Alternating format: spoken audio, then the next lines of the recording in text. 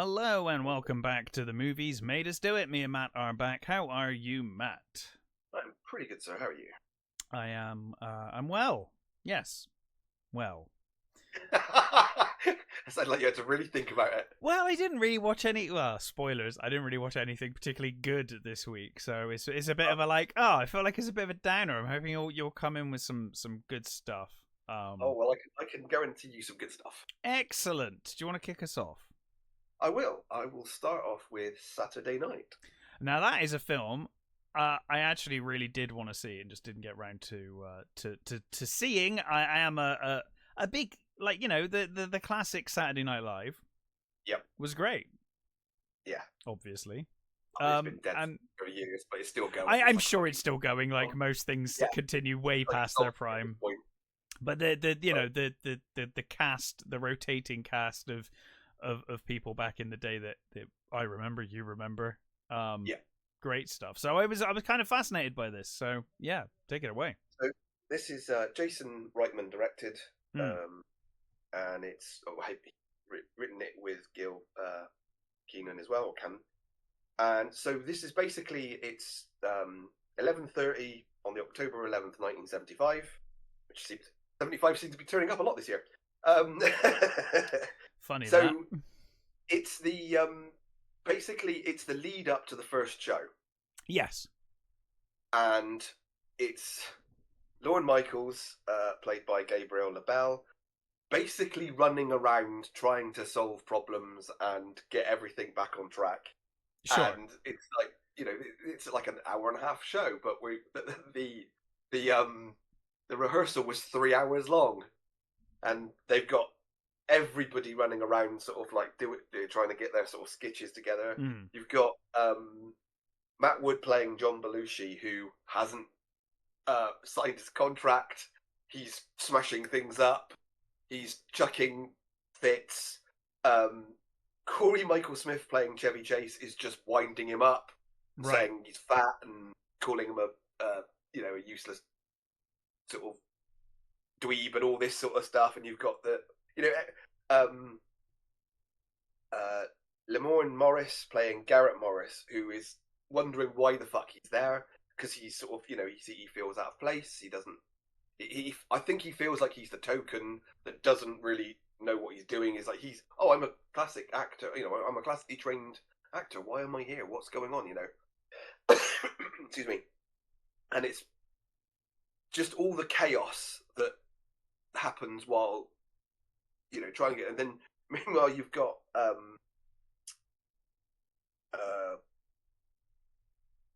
Willem Dafoe playing the executive, who's like, he's saying to him, "Oh yeah, you're going to be great. It's going to be wonderful. Just turn it up. Don't worry about it." And also, and secretly, he's full of shit. Mm-hmm. Because basically, the sort of the idea is that, oh Christ, what was his name? The guy who was,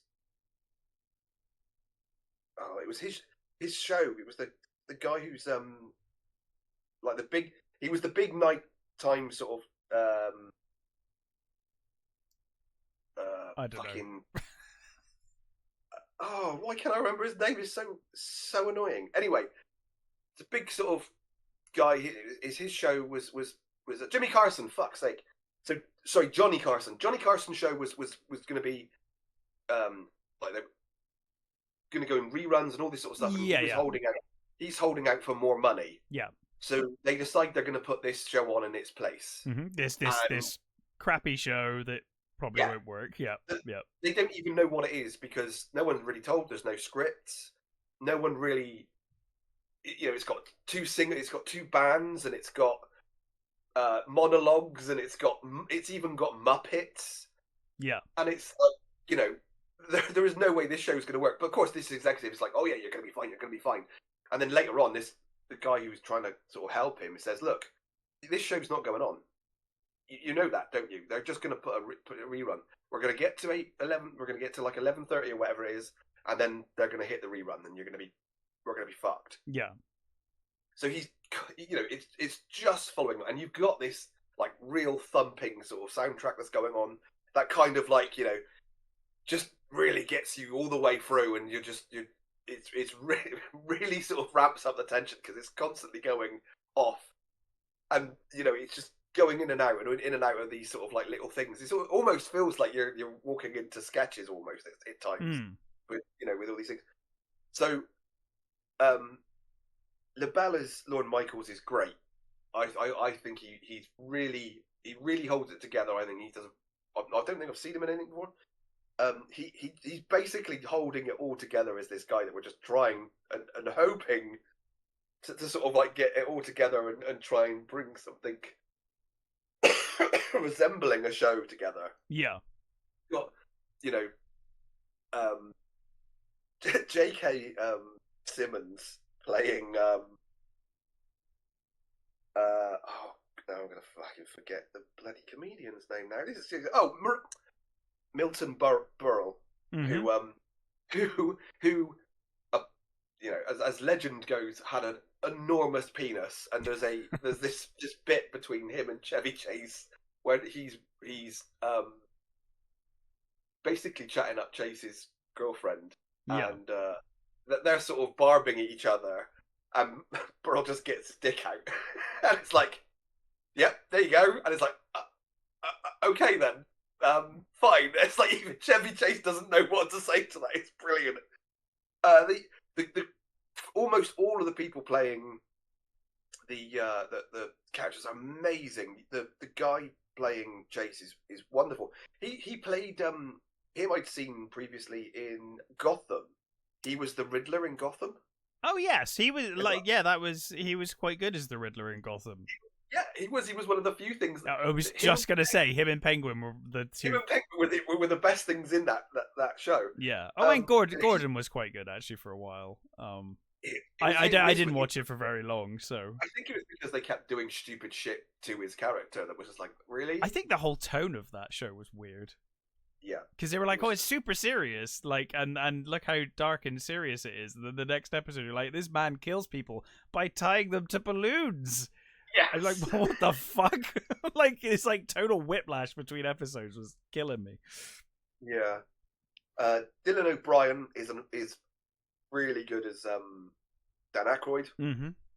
That's it. See, these are tough people to portray as well. Yeah. Because everybody, like the people, your target audience for this film, know these fucking people. They know these characters, they know these people. It's like that's a really tough trying to do a Dan Aykroyd.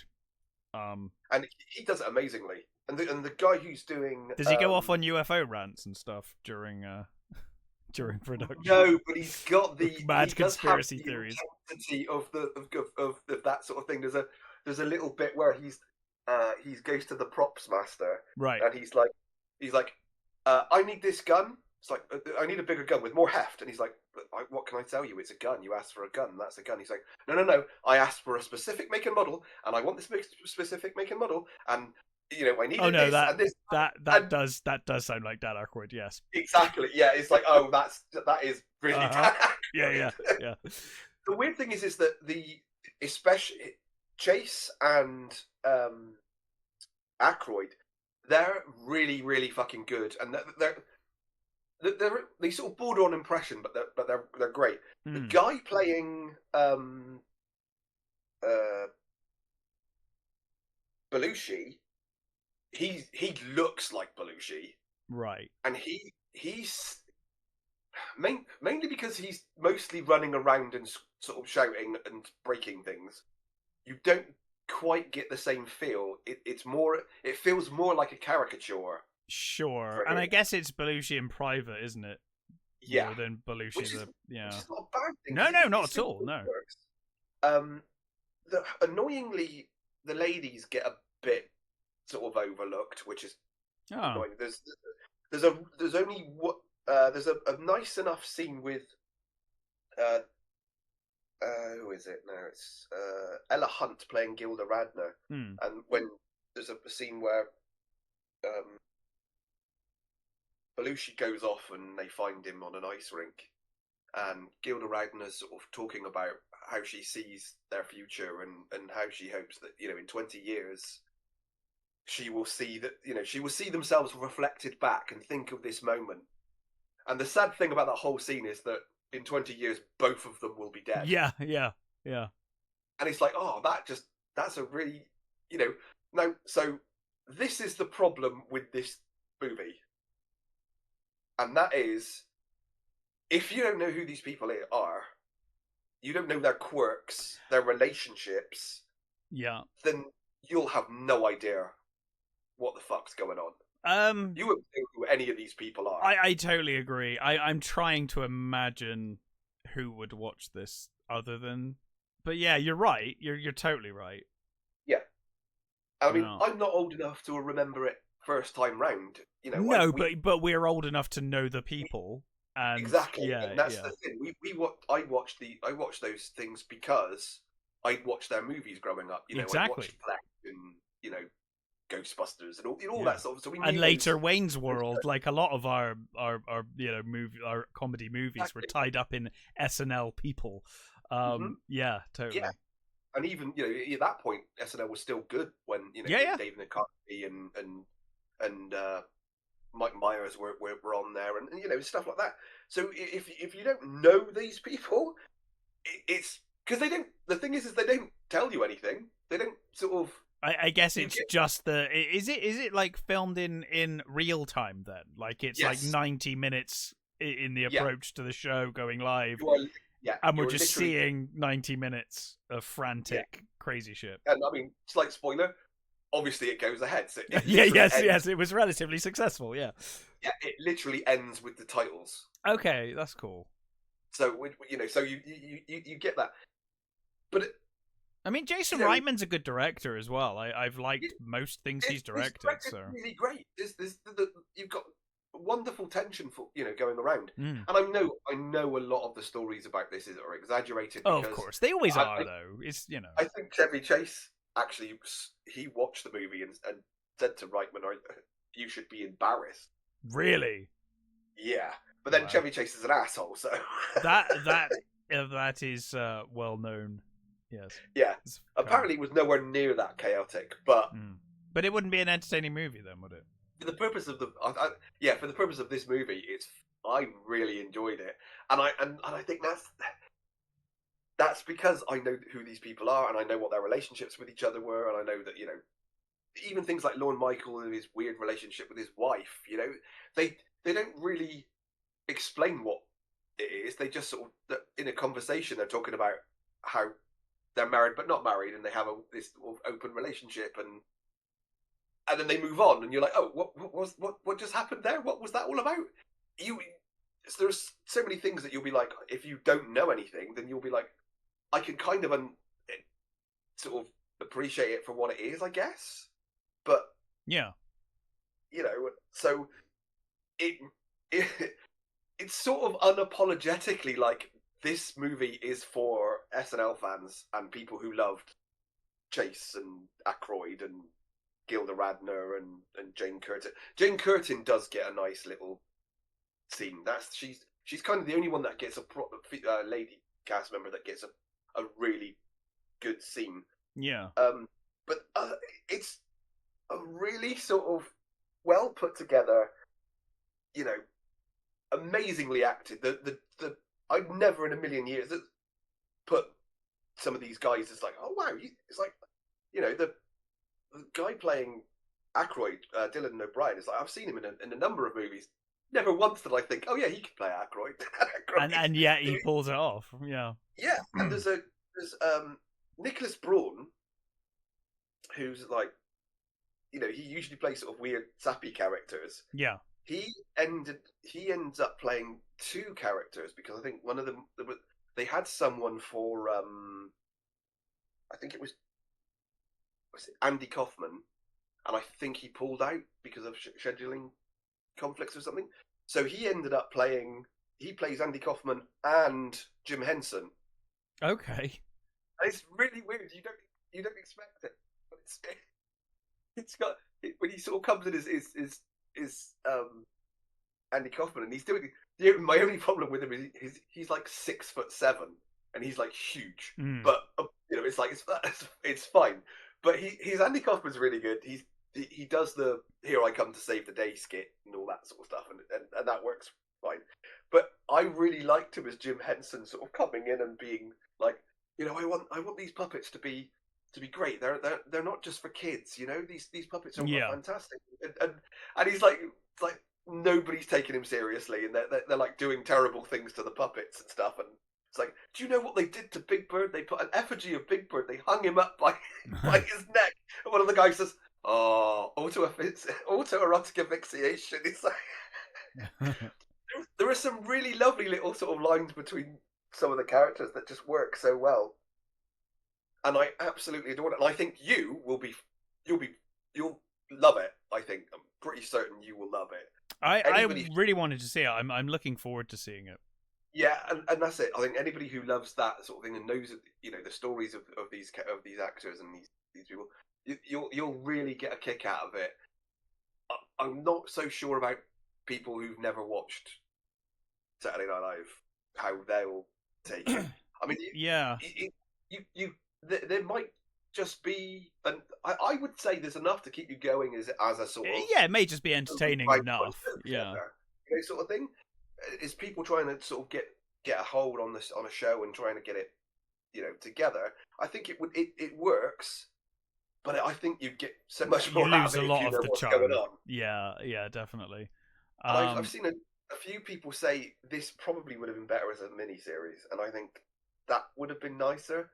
I think maybe you would have got more time and more. Yeah. I of like the chaos in the lead up to the show though. That's kind of great. It's a fun concept to just show that here's 90 minutes in the lead up and just chaos. And you've got Billy Crystal, the guy playing Billy Crystal. He's great as well, doing a sort of young Billy Crystal. And Billy Crystal's running around, and he kind of knows that his sketch is going to be cut. There's they go on the board. They go to this board at one point, and they've got this just list of all the stuff that's on there, and it's massive. And there's this woman who I presume is a producer or something. She's going, "We really have to cut something." It's like, no, we cut nothing. It all goes in. And she's like, no, you don't understand. This is a 3-hour long show. We cannot put everything in. Yeah. And Billy Crystal's running around doing his little hunter sketch, and he's like, "I'm so going to get cut out, aren't I?" And that's actually what happened. His sketch was cut. Apparently, he wanted to do it later in something else. But I really enjoyed it. It's really fun, and honestly, everybody is just knocking it out of the park with their portrayals. So good. The jibes of Chase, the manicness of Aykroyd, the sort of even the madness of Belushi is done really well. And it sounds good. I will definitely. Yeah, it is. It's really funny, and you get sort of little reoccurring things with the production team being assholes, and the people walking out and things falling near people, nearly killing them, and it's the utter chaos. It's just brilliant, really, really fun, and really just a good time. I really liked it a lot. I highly recommend it to anybody who knows these characters, or sorry, these people, I should say, not characters. Well, these people. I hope it does. I hope it does well enough that we get a sequel, because I would give good money to see a film just on the episode that Steven Seagal hosted. Just make that into a movie, because I have never seen that episode in full. No, I've only seen clips. I've seen bits and pieces, and I have heard all the stories, and I'm like, it sounds so like that as a mockumentary kind of thing would be fucking amazing. It just sounds incredible. Apparently it ended up being hilarious because it was so bad, but I have seen quite a lot of it, in parts, but I don't think I've ever seen the whole thing. It's like he doesn't really know what's going on. He just doesn't understand at all, and he doesn't have. I don't think he has a sense of humor. No, he's kind of pretends like he does these days, right? Or he has done in recent years. But he was super serious. He bought all of his fucking hype, and yeah, like just brilliant. I would love to see that in a sequel. But I will definitely be checking this one out because I know the people, or at least I know their public persona, and I enjoy a lot of their work, and I enjoyed SNL. So yeah, I'm really looking forward to seeing this one. Yeah, I mean, there's even the bit the Milton Berle says, "Oh, you should have me on as a host," and they did have him on as a host, and Lorne Michaels says that he was the worst fucking host they ever had. So, right.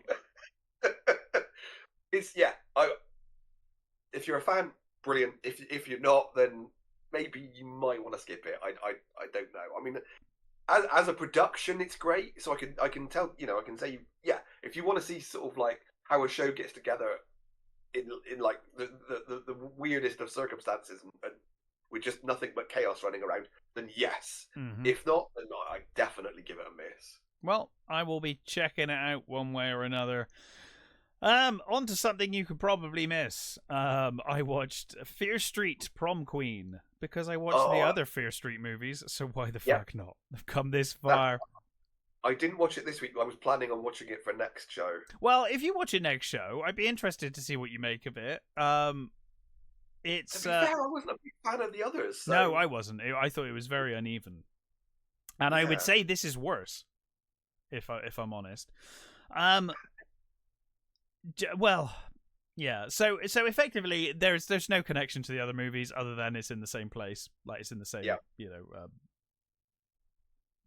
region, city. Mm-hmm. They don't really mention much about anything, so it's kind of completely disconnected. Which is one of the things I kind of liked about that trilogy, is that they were kind of interwoven in some sort of small way. Where here it's like, yeah, okay, it takes place in the same place, but no one mentions anything.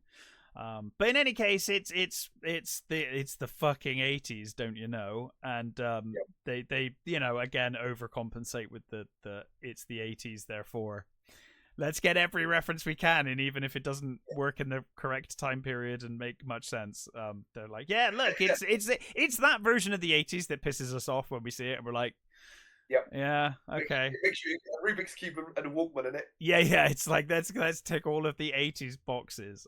Anyway, it's 1988, and it's the it's almost time for the senior prom, senior class, and they're all preparing for the prom.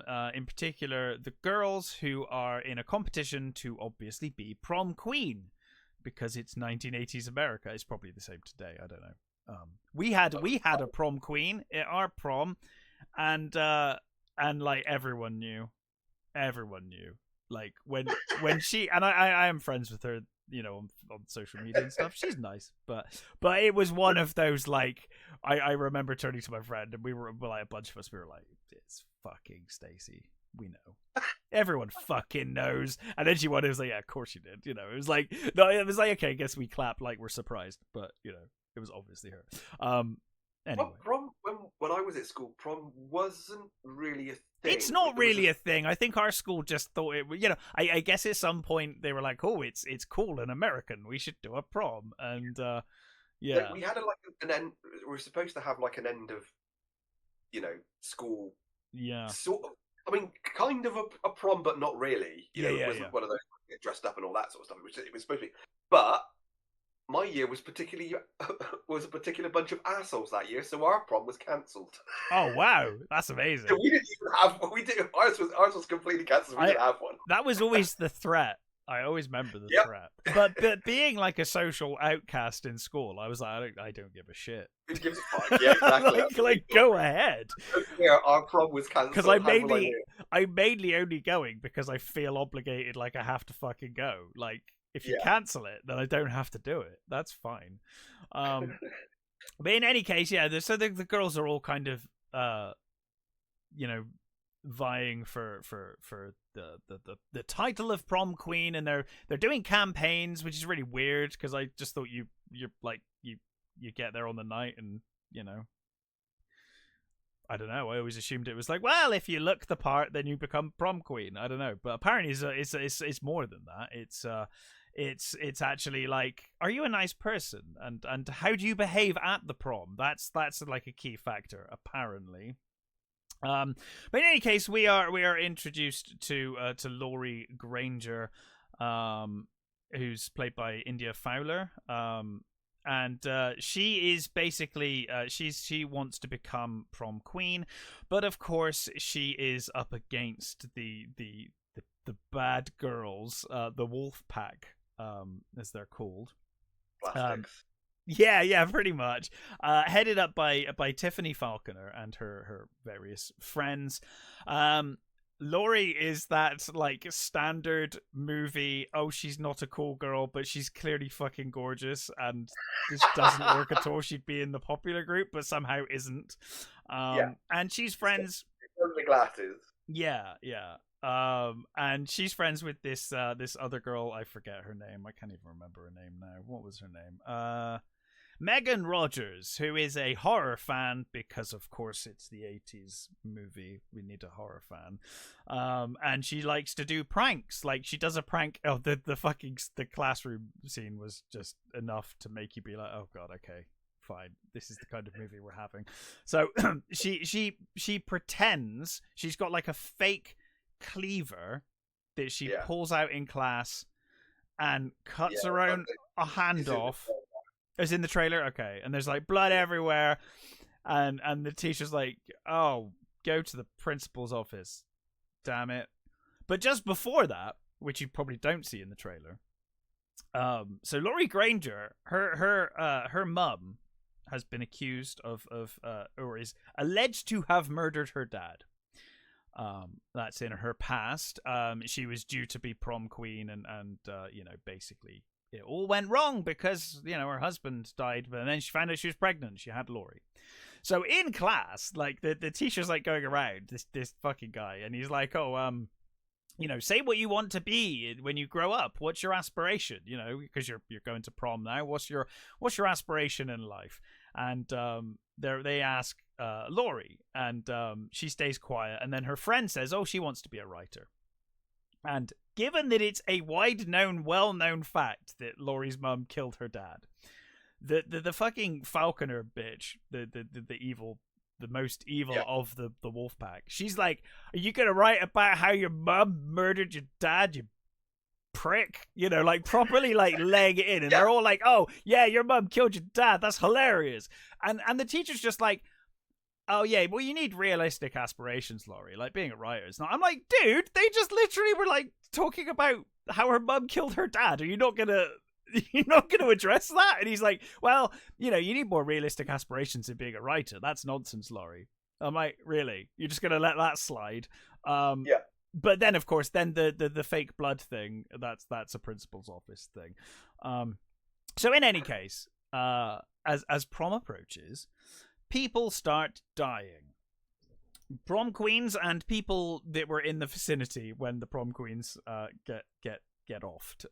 So one dies just before the prom, but the most of it is they're at the prom, and one by one, in true slasher movie fashion, they find excuses to leave the main hall and then don't come back. It's like, yeah. So I guess on a surface level, this movie's kind of it's fine, I guess. It's really like slasher by numbers. The twist, who could the killer be? I think you will figure out in the first. Well, as soon as you see the person who it is, you're like, yep, okay, it's them. Right. Clearly, and that's necessarily a problem, but it is like, it's when you get to the quote unquote reveal, you're like, oh god, really? There are some nice there's some nice gore. I give them that. There is some nice gore. It's very over the top and silly, which is cool. But it's just so generic and kind of dull, and it's not very long to be kind of dull and that short of a film. I think it's about an hour and 20 or something. It's not very long at all. 90 minutes, yeah. It's not awful. I did see some reviews earlier today after I'd seen it, and I was like, oh, Okay, people are really hating on it. I wouldn't say it's like terrible. I just because people really seem to really love the others, and I was like, oh, okay, I'm not quite sure why you love those so much. Yeah, but... I guess it's like fans of the books, right? Because I've read like one Fear Street, I think, because my ex was obviously into Fear Street, and and so that was the main reason I watched the original trilogy. I mainly watched this one because I was like, well, I watched the other ones, I might as well continue now. I'm down this rabbit hole, right? And maybe Prom Queen, is not like the book, so people hated this one. I don't know. It's a weird vibe watching this, because it does feel like, obviously R.L. Stine and the Fear Street books were young adult, right? It's YA horror. Yeah. And this film kind of feels like that, but then there's loads of really over the top gore. So like the characters feel like they're from Sweet Valley High or something. But then there's the over the top gore, and it's a weird juxtaposition. Which like that sounds great. You might enjoy it more than I did. I didn't, but I will say I didn't hate it. I did like I was, the characters were stereotypically fine enough that I was like, okay, it's like, to me, it's just harmless. Yeah. You're just watching it. And you're like, I know who the villain is. I know where this is going.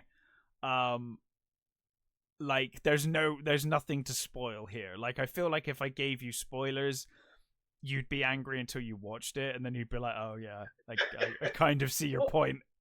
That's the thing about the other ones as well. They did all feel like they were riffing on something else. Oh yeah, and this one certainly yeah. Very much like, hey, this is my first horror movie. It's like hey, want to see a horror movie? Watch these, because they're sort of... Which is kind of what the books were designed for, I guess, right? Sorry? I would assume that's what the books were designed for, right? Yeah, I think so. Yeah, I would assume you'd read R.L. Stine on your way to Stephen King and other things. I just feel like that would be the way to go. Not that I went that way, clearly. I skipped the kiddie stuff. I never really... Well, yeah, like you, I was a fucking loser who read stuff, so I was like...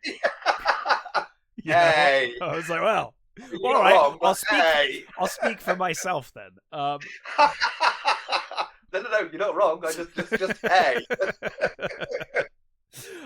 So yeah, I'd be curious what you think of it if you see it. I mean, it's only an hour and a half, so it's not. Yeah, no, I will watch it. I mean, like I said, I watched the others, and I thought I might as well. But I mean, they certainly had moments that were interesting. The other ones. This one's harmless. It's just paint by numbers slasher movie, and that's fine.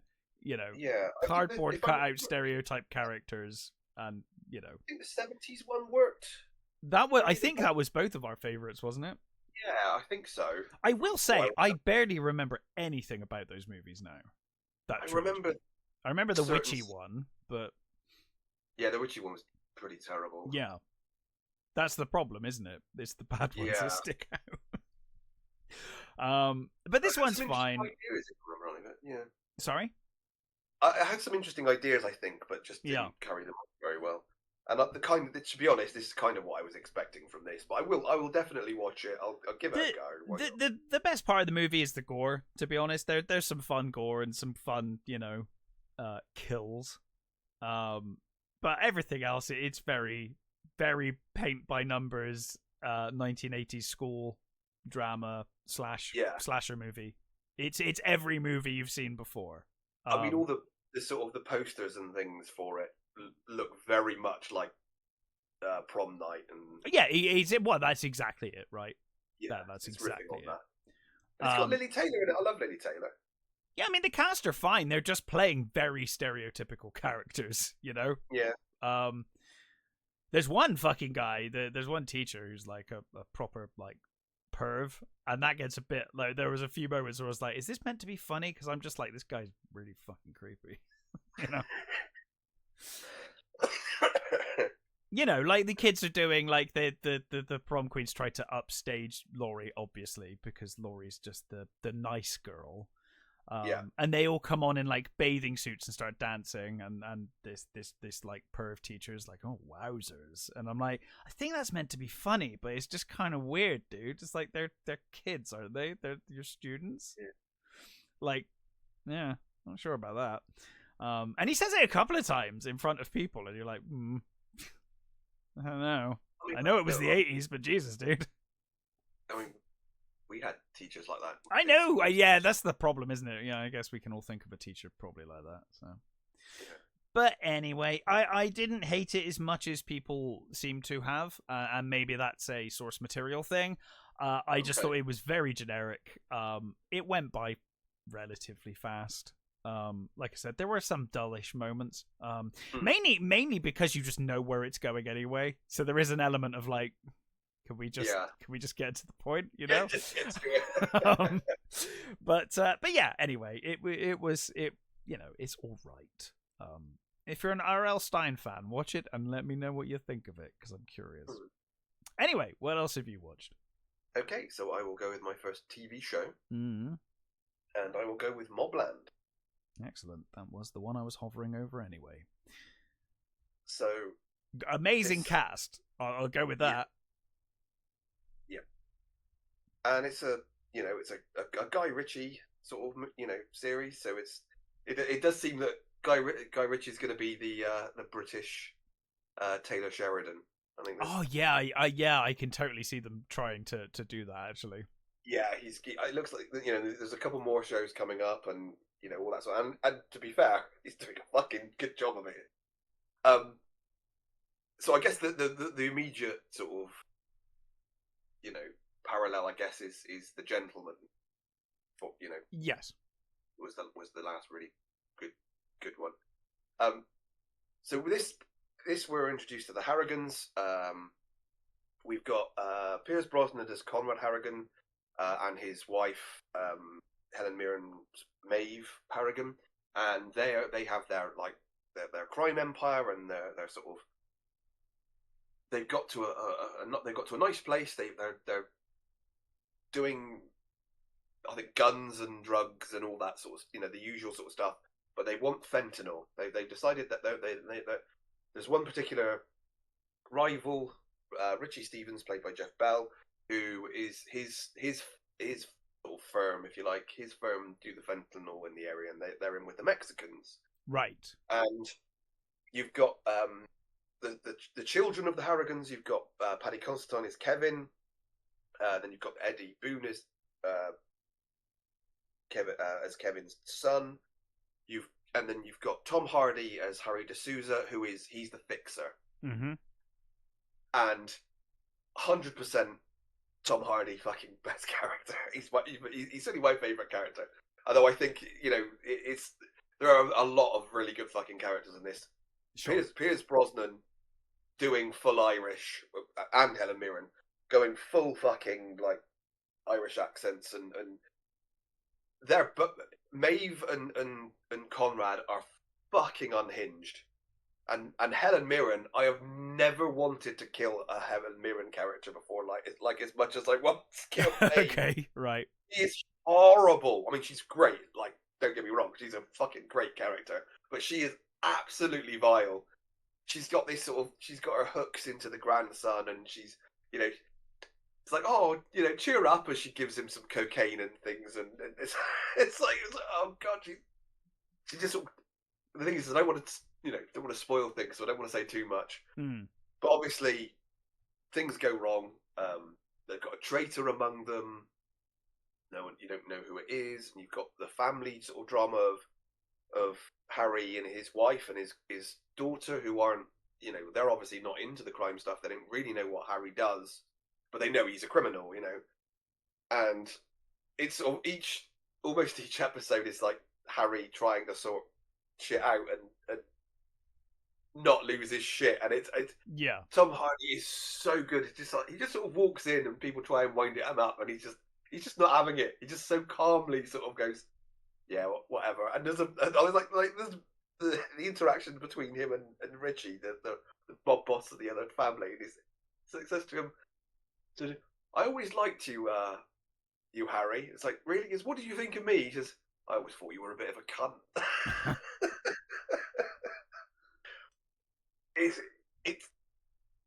It's your full-on gangster stuff, British gangster stuff. So it's not obviously breaking any new ground, but what it is doing it really fucking well. every character is fucking brilliant. There's a sort of police story that, thankfully, as pointed out by a number of people, gets saved by the appearance of, I'm not going to say who it is. There's a fucking great actor turns up towards the end of the show, and really lifts the police side up. Thankfully, sort of almost saves that story. You've got like all these sort of family relationships. You've got Mandeep Dhillon as Serafina, who is she's like the bastard daughter of Conrad, and May fucking hates her, and she does everything to sort of undermine her. But she's actually really useful. She's got this sort of she handles all the business with with diamonds and all that sort of stuff. So she's on that sort of slightly more legit end of the criminal sort of empire, and right. you've got and the oldest son. I can't remember which one. Brendan. You've got Brendan played by Daniel Betts, who's clearly a fuck up, and every deal it sounds like he's done. He's like, I think they list off like a number of deals, and each one went south, and he fucked up.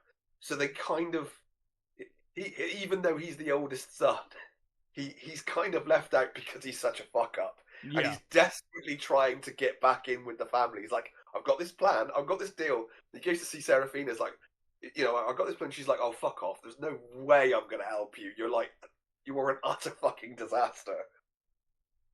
And you've got sort of, the stuff that comes in later, sort of different gangs, different sort of things that, they're setting up for another series. And I think this has gone down tremendously. So I've heard very positive things. Yeah.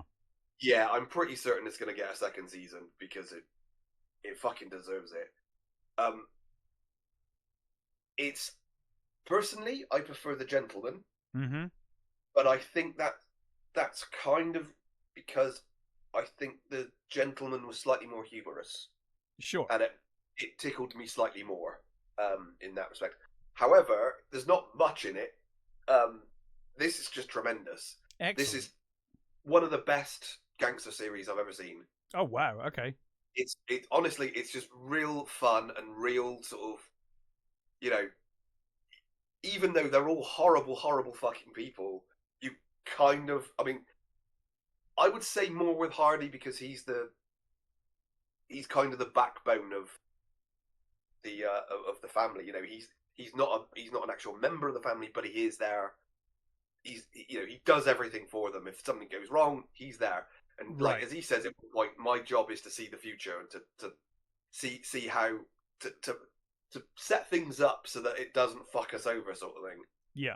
And you've got his wife who's sort of desperately trying to sort of get his attention and try and have more of a family sort of feel to their lives, and it's just not working because every time he's sort of at home, he'll get called away almost immediately, so he's just not there for them. Yeah. And you've got wonderful sort of like side characters like Paul, who is another sort of henchman who he's just sort of like has this sort of, he's always in the background and he's always does what he's told, but you can tell that they sort of they don't really appreciate him enough, and there's just wonderful little bits with him that are just hilarious.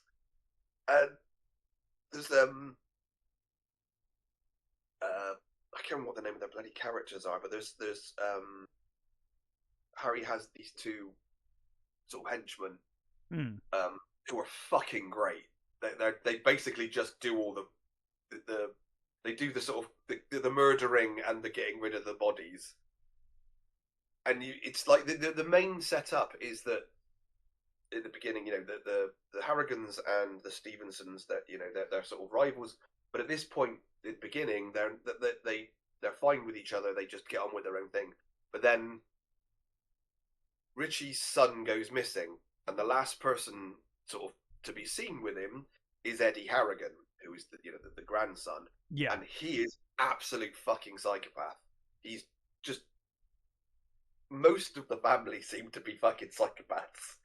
even Kevin, played by Paddy Considine, has his moments where you think, oh Christ, Kevin's not fucking quite right either, is he? But there's just some really nice setups. There's some really sort of, oh, who's the snitch? Who's the thing? You know, is the tension between the family, you know, gonna bring up different stuff? And you know, you got these history things that are happening. It's just really well done and really, really fucking great. Joanne Froggatt is Harry's wife, is great. Bella Harrigan, played by Laura Pulver. You know, even though she's got her own thing going as well. So they've got loads of little things that they've kind of set up that can go many ways for later seasons. So they do a very fucking good job of setting up, you know, first the family and then their relationships, and then stuff that's going to come in to bite them or not bite them later on. Yeah, I cannot recommend this enough. It's fucking great. If you liked The Gentleman, it's up there. It certainly has its dark humor moments. It's not as humorous as that, but it is fucking great, and I really recommend it. Oh, cool. Well, I will definitely check it out. I mean, again, the cast are so bloody good. It's, you know, yeah, it's an instant yes from me.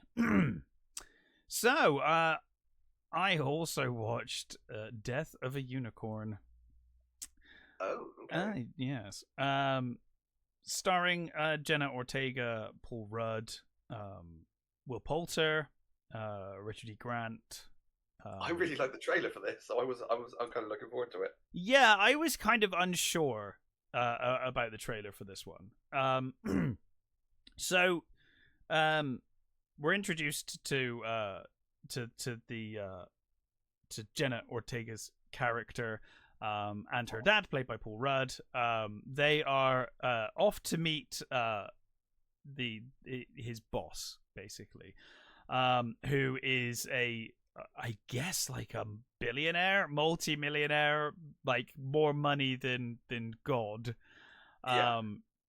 And basically I think they came up in pharmaceuticals is how they made their money. But in any case, he's on his way to meet his boss, played by Richard E. Grant, and on the way they run over a unicorn. They hit it. They're in mid conversation. They you know, gets a bit tense. They're talking about her mother who's passed away, and they're kind of still dealing with the grieving of of the mother passing away. And isn't it weird that the setup is very similar to Cuckoo, isn't it? It is very similar to Cuckoo. This is not Cuckoo. No, I didn't think so. But fucking opposite of Cuckoo. But yeah, interesting the way you got the. You're right though. It's quite similar. And well, it's not the dead man, but it's similar, very similar. Yeah. In any case, the similarities end when they run over a unicorn. So they run over this unicorn. It's injured, quite badly, but still alive. So they go back because they think they've run over a horse. They think they've hit a horse. So they go back and obviously discover that it's somewhat alive. Jenna Ortega's character touches the unicorn's horn, and she has a vision, and she's kind of shown like spacey shit. But then Paul Rudd like bludgeons it to death with a tire iron. Out of, you know, he wants to put it out of his misery, but he does so very clumsily, and it's very it's very, very awful.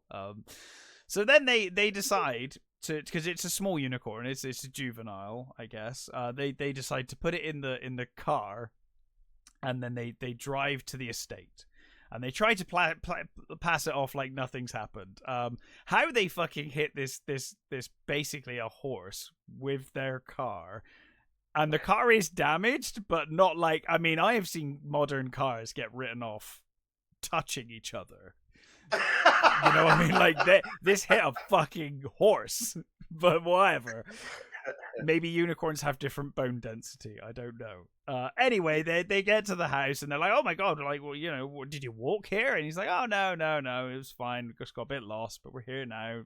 You know, let's move on." And so they meet, and Richard E. Grant's character is basically, he is dying. He has terminal cancer. I think he has colon cancer.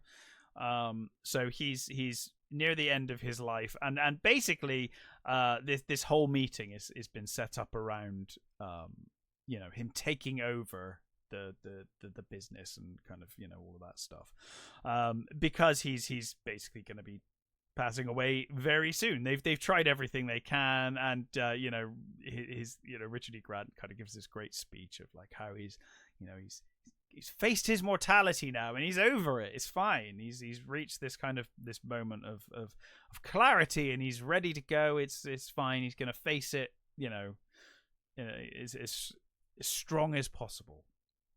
But in any case, the unicorn is not dead, and it starts coming back to life.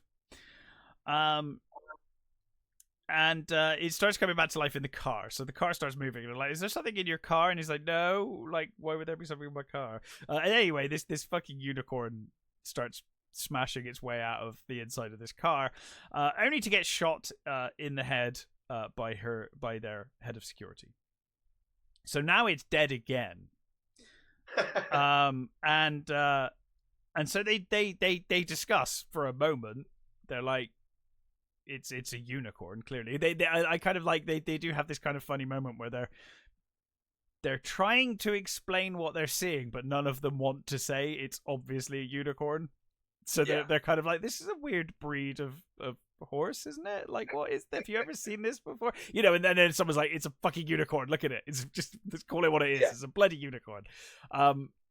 So they take this in, and they're obviously like, wow, this is like a really rare specimen, and we should look into it. But one thing I missed when Paul Rudd's character decided to bludgeon it to death with a tire iron, he got himself and Jenna Ortega's character covered in blood. The blood went in his eyes, and it went all over her face. And we see at the start of the film that Jenna Ortega's character has acne. And that has now cleared up. It's gone. And Paul Rudd's eyes are now better. He can see, much better and clearly. And so, of course, the pharmaceutical asshole people are like, oh my God, we need to study this. And of course, I will say the best thing by far about this movie is the asshole characters. Which, we've said before, it's hard to watch a movie with irredeemable people. It can be done, yep. and this is fucking proof of that, because Richard E. Grant as an asshole is perfect, Oh, he's played many assholes. He's so good at it, and he just slides right into the role here. Will Poulter is also one of those guys who's fantastic at just playing a total douchebag. Yep. And so that whole side of the family are fantastic. So, of course, they're like, oh my God, this could, what else can this cure? And so they got a team in, of course, and, all the money in the world, and presumably scientists working at their pharmaceutical company. Anyway, so they're on call 24/7, and then they're there. They start cutting up this unicorn. And they basically realize that every part of this unicorn helps them. So it like, well, for example, it cures Richard E. Grant's cancer. Just gone, done. He starts feeling better almost immediately, and there's various applications. So then, of course, they're like, well, we need to replicate it, and their scientists realize they can't replicate it. They're like, we cannot replicate this. It's impossible. So then they're like, okay, which is great. They're then like, oh well, okay, in that case, it's scarce, so we put the price right up. They're like, who do we know who's dying or sick? And we'll charge them an absolute fortune, and it goes on from there. Effectively, then, though, the parents turn up. The parents of the unicorn turn up, and they're very angry, and thus we have the rest of this movie. The unicorns look like fucking shit. Oh, really? They look so distractingly awful. Like, oh, I don't know how the CGI looks this bad. I guess it was low budget, but my God, it looks bad. And And I think the biggest problem for me with this movie is I didn't really like Paul Rudd's character or Jenna Ortega's character particularly.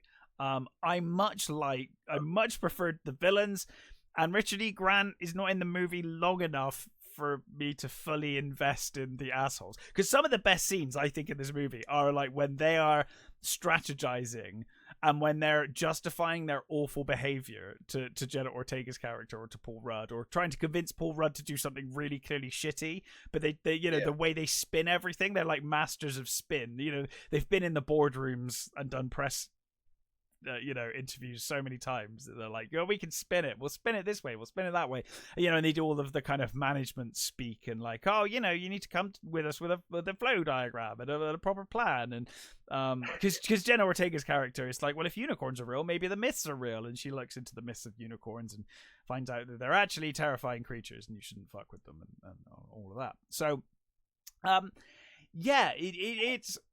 it's again, it's okay. There's bits I like. I really like the quote unquote villains. They're great. They're really funny. It's like an Iron Fist moment, where you're like, oh, I really like the Meachums. See, I still remember the name of the Meachums all these years later. I remember nothing else about Iron Fist, but I really enjoyed that fucking storyline with the Meachums, like to the point that I still know their name. But they had the interesting. They were interesting. I would have watched a movie or a show about them, just exclusively them. And it's the same here. I'm like, God, this evil family. Like, they're going to get offed by the unicorns. Of course, that's why we're here. But they are very entertaining, I thought, as opposed to Paul Rudd's character and Jenna Ortega's characters, who, like, fine, but he just comes across like mostly an asshole the whole time. And she's right a lot, but just in a really annoying way. And I was just like, I just like the villains now. I'm invested in the villains. I'm sorry. It's too late. But there are some fun moments. There's some fun, there's some humorous bits. I don't think it's anywhere near as funny as it wants to be. That's a definite issue. Right. But there are some fun moments. And I think it does what it says on the tin, basically. If you've seen the trailer, that's the movie. Yeah. So if you like the trailer, you'll probably like the movie. It's fine. I didn't, again, another one. I'm so middle of the road today. Both movies that I've seen, I'm like, didn't hate it, but it wasn't amazing. Yeah, and I was like, oh, maybe this will be good, because I quite like the trailer like you. I was like kind of undecided on the trailer, but I thought, yeah, this could be fun, and it's a good cast, yeah, you've got Jessica Hines and she's great in it as well. Yeah, Leone, and Anthony Carrigan he's been in he's had some great roles. I really like him a lot. So yeah, it's got a really good cast. The butler is a really good character as well. Actually, it's like a long suffering butler, which is great. And it's also got fucking what is her name? I can't think of her name now. See, I'm doing a you now. Now my memory's going on bloody people. It's catching. Oh, yeah, I know. I'm so bad at this. Like, I think with age, it just gets worse and worse, right? But Jessica Stevenson. She plays the fucking security guard, like the head of security. Which is a really weird character to see her in, but she's actually really good at it. It's fine. Yeah. She's Jessica really Haynes now. Oh, yes, of course, yeah. She's really good in the role, but it's just like, it's really weird seeing you play this kind of character. But she was fine. It's interesting. I'd like to see that. Yeah, she just pops out. I didn't know she was in it, and I was like, oh, okay, cool. So, yeah, I middle of the road again. I enjoyed my time with it. We'll never watch it again, I shouldn't think, but it was fine. Yeah. I think the main thing is I didn't really care for the grieving my mother and our family's kind of getting over this. Let's have a serious moment in this clearly otherwise really stupid movie that clearly is just it's just fucking unicorns killing people. That's the joke. It's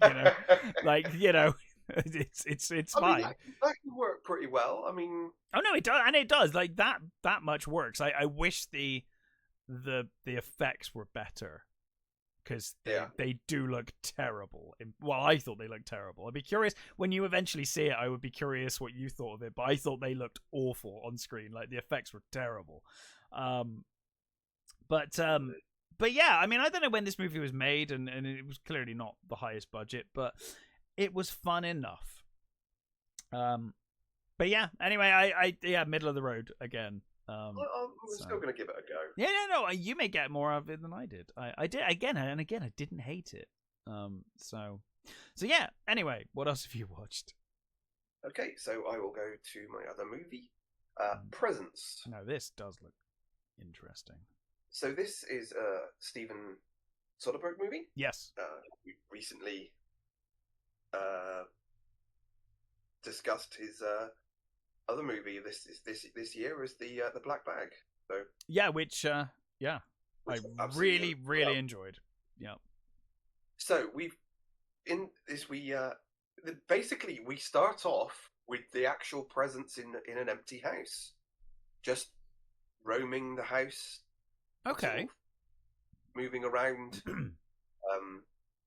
You get it it wanders around the sort of house, sort of seeming lost, and then goes into a closet in the bedroom. And then you hear like a clunk, and it sort of goes to black, and then it sort of time has moved is obviously moved on, and then you hear a realtor coming in. Yeah. And she brings in, well, she's setting up for the arrival of, I think their family name is Payne. So it's Lucy Liu as Rebecca, Chris Sullivan as Chris, Kalina Lang as Chloe, and Addie Mayday as Tyler. So we've got mum, dad, and two children. They come in, and basically your point of view is the presence. So you're floating around, just watching what's going on. Okay. And you come down, and you sort of see them.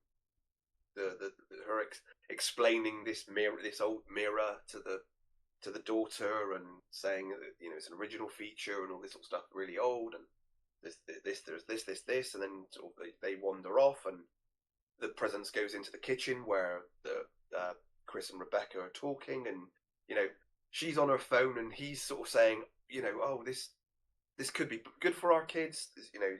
There's a suggestion that the daughter is going through something, like maybe, which you learn is that her friend has just died. Her friend overdosed, and it seems that she had some bad drugs, and she had overdosed, and the daughter is getting over that. The son is like this fucking up and coming swimmer, which the mum seems to be sort of all about the son. The dad seems to be all about the daughter, and he's sort of pointing out things that could be wrong with the house, or there's like oh, those trees. I didn't get the trees thing. He says something about trees. He says that means that there's a fire station nearby. What? And I was like, is that a thing? Sorry, Maybe says I misheard it. Yeah, he says there's a certain group of trees across the way, and he says that means that there's a fire station. I'm sure I heard that right. That must be an American thing. Yeah, maybe that's an American thing that I don't know about. But he said, he says, and it does, you do find out that there was that you do hear fire engines go by later on. But they sort, they talk about the house, and she says about getting, the mother says, oh, I think this is going to be good for us, be a new start, blah blah blah. And then it goes black. The screen goes black, and then the window again. Well, the presence seems to retreat to the wardrobe, the closet upstairs in this bedroom, and it comes out, and it looks down, and you get some decorators turn up, and they're talking in this. The presence is just following the decorators a bit. The screen goes black again, and the presence is in one of the bedrooms, and there's a guy sort of decorating, and the foreman comes in and says, "Hey, why are you? Why I thought you'd be finished in this room by now. And he's like, no, he says, the other guys won't come in here. So what do you mean? He says, well, one of the guys says he's not going into this room, and that was it. Right. You know, other people are beginning to fill it. And when the initial sort of house visit, Chloe, the daughter, seems to feel the presence. She seems to be aware of it, not sort of overly, but she gets the sort of impression that something's there. Right. So what basically the movie is it's like a series of, like, the screen goes black and sort of time has moved on a little, and it's basically you just watching sort of scenes from the family life and what's going on, and you see that the Chloe is struggling, and she begins to suspect that the presence is her friend. Okay. She thinks that maybe it's her friend, you know, come to see her or something. The son is a bit of a dick. He's sort of like he gets in with this new kid who's he's clearly a fucking drug dealer, and he's a bit weird, but he's like, obviously he's like the school sort of golden boy. He's like the school popular guy. So Tyler is really happy that, you know, he's managed to get in with this kiddie, and the kid starts a relationship with Chloe. He sort of, you know, he says he comes along all like sympathetic. He's like, you know, none of the choices I make are my own. He's like, you know, my family doesn't, you know, care about me and all this sort of stuff. So they start this sort of relationship. It's almost like sort of lost souls together, sort of thing, if you like. And I'm not going to go too deep into it because I don't want to spoil stuff, but the presence can interact with things.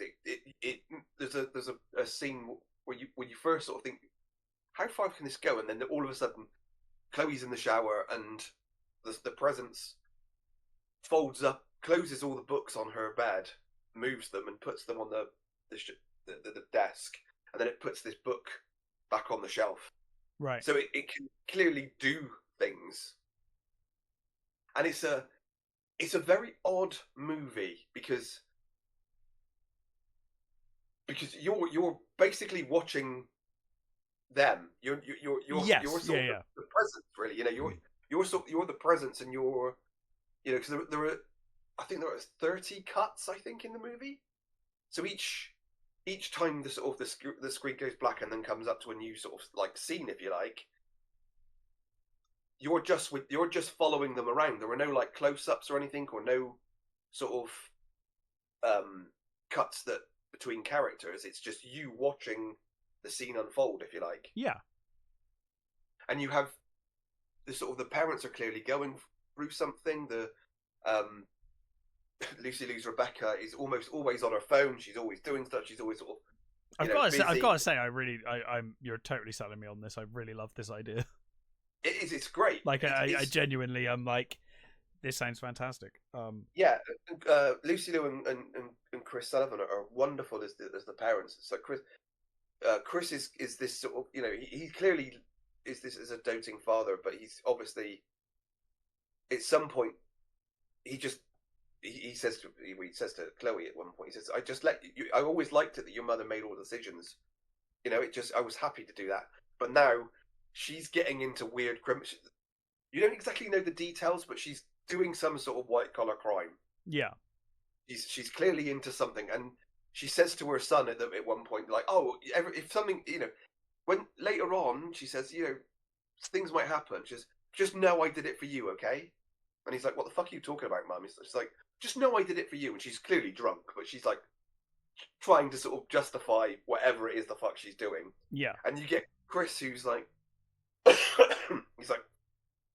he's clearly drifting away from his wife, and he makes this phone call to some sort of, I think it's like the family lawyer or something. He's like, what are the sort of, you know, hypothetically, he's like trying to sort of like ring her in. Hypothetically, a friend's asked me something, and I want to know what it is, and it's like, where does the husband stand if the wife is doing something fucking dodgy, and you know, is the husband culpable as well, or is there a separate thing for this? And it's like, okay, so you can, and the presence is just sort of, you know, floating around and watching what's going on. And there's a bit where, you know, it's only a slight spoiler. There's a bit where they're talking, and Tyler has been playing, not even playing fucking pranks. He's being an asshole. He's clearly persuaded a girl to give nudes, and he's sort of making it sound like it's this, like, oh, it's just a prank and it's just funny. And Chloe shows the picture that, you know, that they persuaded. And of course, the family are horrified. And then the presence goes upstairs and like wrecks the bedroom. And so they all know now that there's something there. Definitely know. Yeah. Because up until that point, you know, Chloe's the only one that's sort of has been sort of aware of it. And you know, now they're like, oh fuck, there is something here. It is, because up until that, you know, Tyler is like, oh no, she's just fucking trying to get attention. Her friend died. Fuck her. You know, so there's, you know, you get this sort of like family rivalry going on, sort of, you know, and also maybe the breakup of this family, and you are just this presence watching what's going on.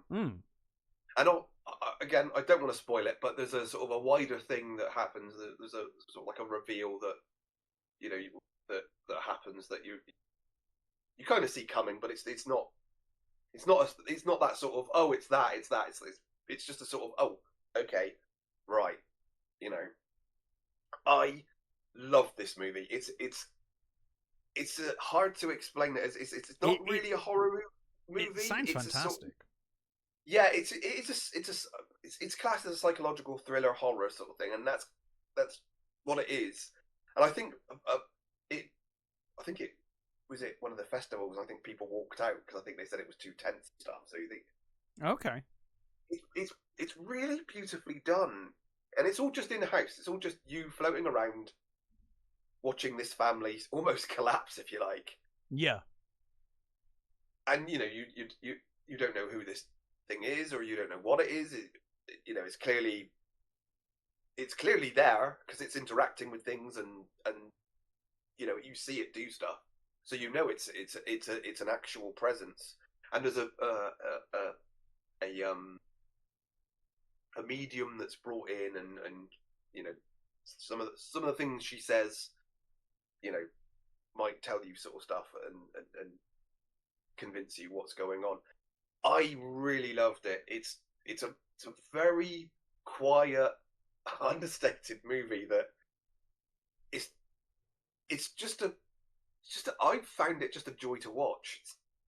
It's literally just you watching a family dramas, really. Yeah. In a sort of weird way, and it's done beautifully. You're just a camera following these people around and seeing what's going on, and you do sort of feel, oh, maybe this presence has a purpose. Maybe it is there for something, or maybe you know, because the mother's like, well, I just asked the realtor and said, you know, did someone die here? And they were like, no, there's no history of things, because you know, they have to disclose that, right? We have to disclose that. Yeah. So there was no history of a murder or anything like that. So, you know, there's this sort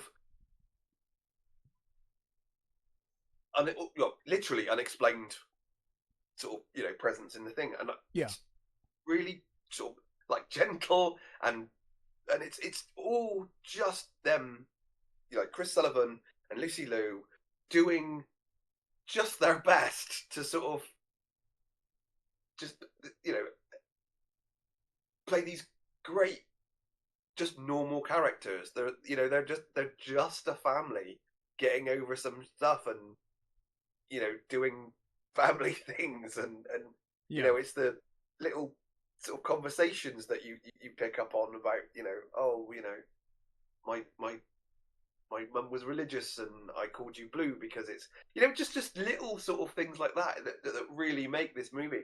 And I really love the ending. I think some people might be a little bit disappointed in the ending, but for me it worked really well and I really liked it. It was, and there's a particular bit towards the end with Lucy Liu that was like, wow, yep, okay. Yeah, I really loved it, and I'd recommend it to anybody who just wants a sort of a nice, psychological thriller. I think is a perfect explanation for what it is. It's sure. It's not this big horror ghost story. It's a sort of a sort of gentle slice of life with a ghost, or well, with a presence. Not I should say, it's not necessary that it's a ghost. It's a presence. Yeah. So it's that. There's no sort of big gory moments or big boo jumps really or anything like that. It's this sort of lovely, well put together sort of family drama, almost. It's really good. I really enjoyed it, and I highly recommend it. Cool. I will definitely check that out.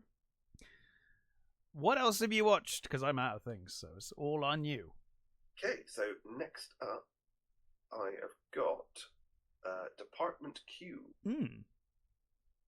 So this is the English version of I think the original was Swedish, which I have seen. Oh, okay. Really this is going to be interesting then. Yeah. Yeah. So the original Swedish version is really good. It's kind of, I would say it's kind of your it's a good example of your typical Scandinavian crime drama. Okay. Yeah. So this is the British version, I should say, not English, because it's not in England. The main character's English, but everybody else is bloody Scottish. So it's this version set in Edinburgh. We've got Matthew Good as DCI Carl Mork, and you've got Kate Dickie as his boss, and the very beginning was so well done. It's like, whoa, fuck, okay. So not really spoiling anything. His character is during a sort of an investigation that he probably shouldn't have been looking at. It's just okay. He turns up basically him and his partner turn up at a crime scene almost by accident. It's a case of they heard the call and they just turned up. So they're not really, they weren't assigned it or anything like that.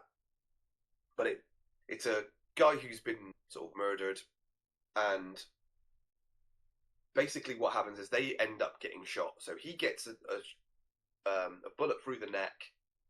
His partner gets a bullet through his spine. And the young PC that was there gets killed. Right. So he is this. Carl is this. He's a miserable bastard who is like superior to everybody. He believes everybody. He's sort of this. He's just sort of typical. I'm a really good detective, but everybody else is shit. Sure. And I'm gonna tell you why you're shit. So he's an asshole, but he's a good asshole, if you like, if you see what I mean. Yeah. So he's basically, he comes back to work, and almost everybody hates him. His boss kind of has a sort of love-hate relationship with it would seem. There's a cold case gets a lot of press attention. So the higher-ups decide, hey, here's shitloads of money for you. We want you to look into cold cases that we can go, hey, look, we're solving these cold cases, blah, blah, blah, here's some attention. To sure. Which the boss basically siphons off all the money to her own units and then says to Carl, hey, why don't you head up this unit? We're going to call you Department Q, and you're going to be in the basement. And he's like, okay. So he goes down and he's like given all these like massive pile of cases to look. It's like, just pick one pick one so that we can announce it and tell the press we're working on a case. So you've got him, who is this, he's a sort of recovering from, he's got, stress from the shooting. You've got Rose Dixon, who she sort of seems to be doing all the paperwork and all the shit, and she was a sort of on the beat, but you find out that she is now traumatized because she accidentally ran over an old couple during a pursuit. Right. So she's damaged, and she's like, this is my chance to try and get back into doing proper work and not just fucking paperwork. So she wants to join the sort of unit. And she's like, I can do stuff with them, and he's like, fuck off, I don't need you. And obviously he does. Yeah. And there's a guy called Akram Salim, played by Alexei Manvalov, who is a Syrian emigre who it turns up and he just wants a job. It's like, I don't know what he does, but he's there for a job. And eventually the boss is like, just go downstairs and go with him. So their office, when they get down there, I think it's like a gym cum toilet and shower block. It's like this horrible, looks like it would have been nice, sort of like it's like a nice floor and stuff, but it clearly hasn't been used for fucking donkey's ears, and they've just used it as a storage thing. So they've got this shitty fucking office. He has to steal computers to sort of to try and get something done. And Akram goes through some of the cases. Basically, Carl, pissed off, just goes, "I'll fucking go through that boxes and find something." And they're like, "You want me to go through all the boxes?" Yeah. So he does. He literally goes through all the fucking boxes and says, "I picked this one." It's like, why that one? Right. It's like, well, it's a missing girl. She's been missing. It's a missing lawyer. She's been missing for 4 years. So while you've got that going on, you've also got, you're following Merit Langard, who is this high-profile lawyer. Her last case didn't go very well.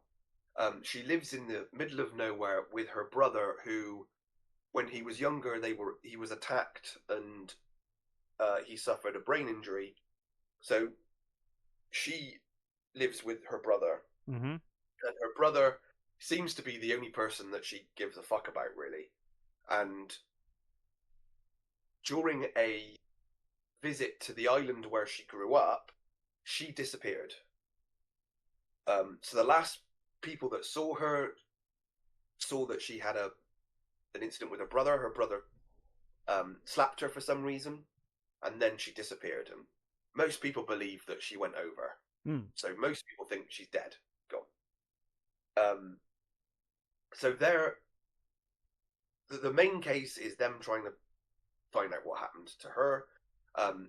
You're also seeing what happened to her and subsequently how that unfolds.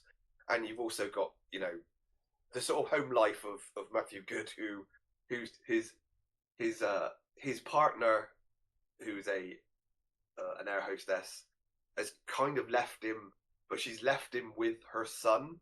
So he has this sort of teenage stepson that he's trying to sort of deal with as well, and not very good. This is great. This is a really good adaptation. I thought it was really good. How does it stack up to the original or the other? So it has a lot more humor. Okay. It has a lot more very British dry humor in it, which worked for me. I'm kind of glad that they did enough of their own thing with it. Good is just that. He is fucking amazing. I really liked his character in this. He's a real, curmudgeon who is clearly cleverer than everybody else, and and wants you to know it. There are just bits where the people, the detectives that are working on his case, because of course he's not allowed to fucking investigate a case that he was involved with, and they've got a board of photographs, and he just walks up to them and they're like, "Fuck off! Don't bother us. This is not your case. And he's like, you know, that there, and you know, that there, and that there. That means that the people were in the house already, and you know this. And they're like, fucking hate him. He's right, but he's yeah. You know,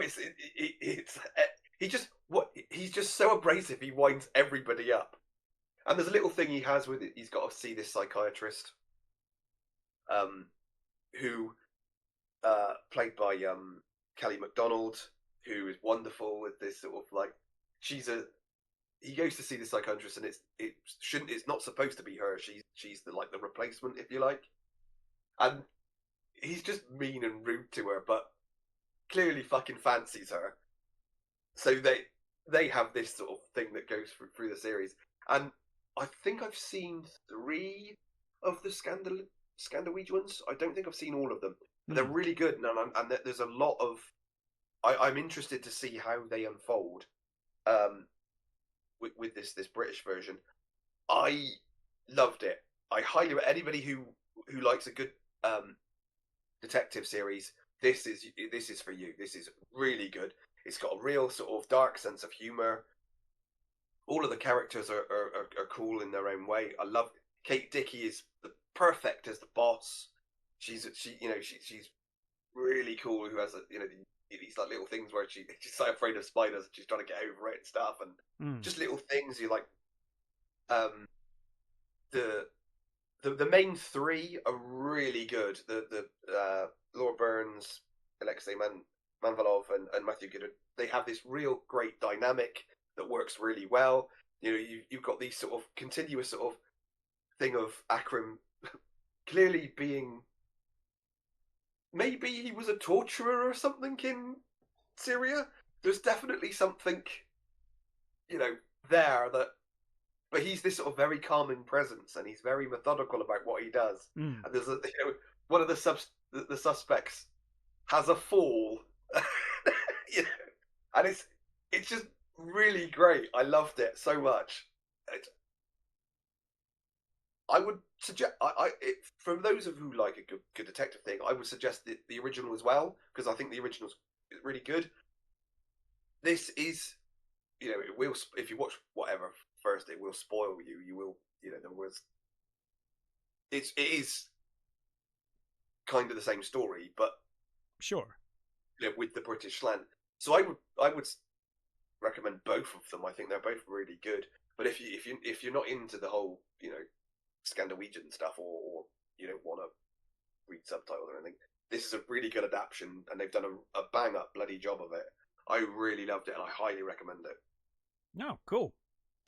Sounds good to me. And finally, I think you got one more, right? Finally, the latest season of Love, Death and Robots. Now, this is a series you've pretty much enjoyed.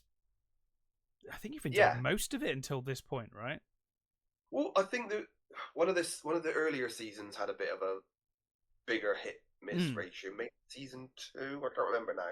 Right. So this season is very hit or miss. Okay. It starts off, for me, bad anyway. It starts off with a Can't Stop, which is basically a Red Hot Chili Peppers music video. So I have heard about this, maybe from you, and I was like, why? I'm so confused. No, I don't know either. It's literally a Red Hot Chili Peppers music video with puppets of them. Yeah. Bizarre. Okay. That is a bizarre choice, I must admit. Honestly, I wasn't going to fucking watch it. I was like, fuck off. But my wife was like, I like Chili Peppers. I want to watch it. I'm like, oh, okay. I'll watch it then. So we watched it. And how was that for you? It's Can't Stop by the Red Hot Chili Peppers. Yeah. With puppets. Uh-huh. I mean, it's kind of well done. Sure, well, I'm sure, yeah. It looks great. I don't know why I'm watching it on this show. It's completely baffled me. I mean, I think Red Hot Chili Peppers have done like 2 fucking great albums. Anything after... Well, I mean, what's the album after Blood Sugar Sex Magic? Oh god, I couldn't tell you. I don't like It's Red Hot Chili Peppers enough. Anything after that one, for me, is shit. I'm not. I like their early stuff, but all the, every song about California and fucking whatever. Well, that's what I was gonna say, right? So even if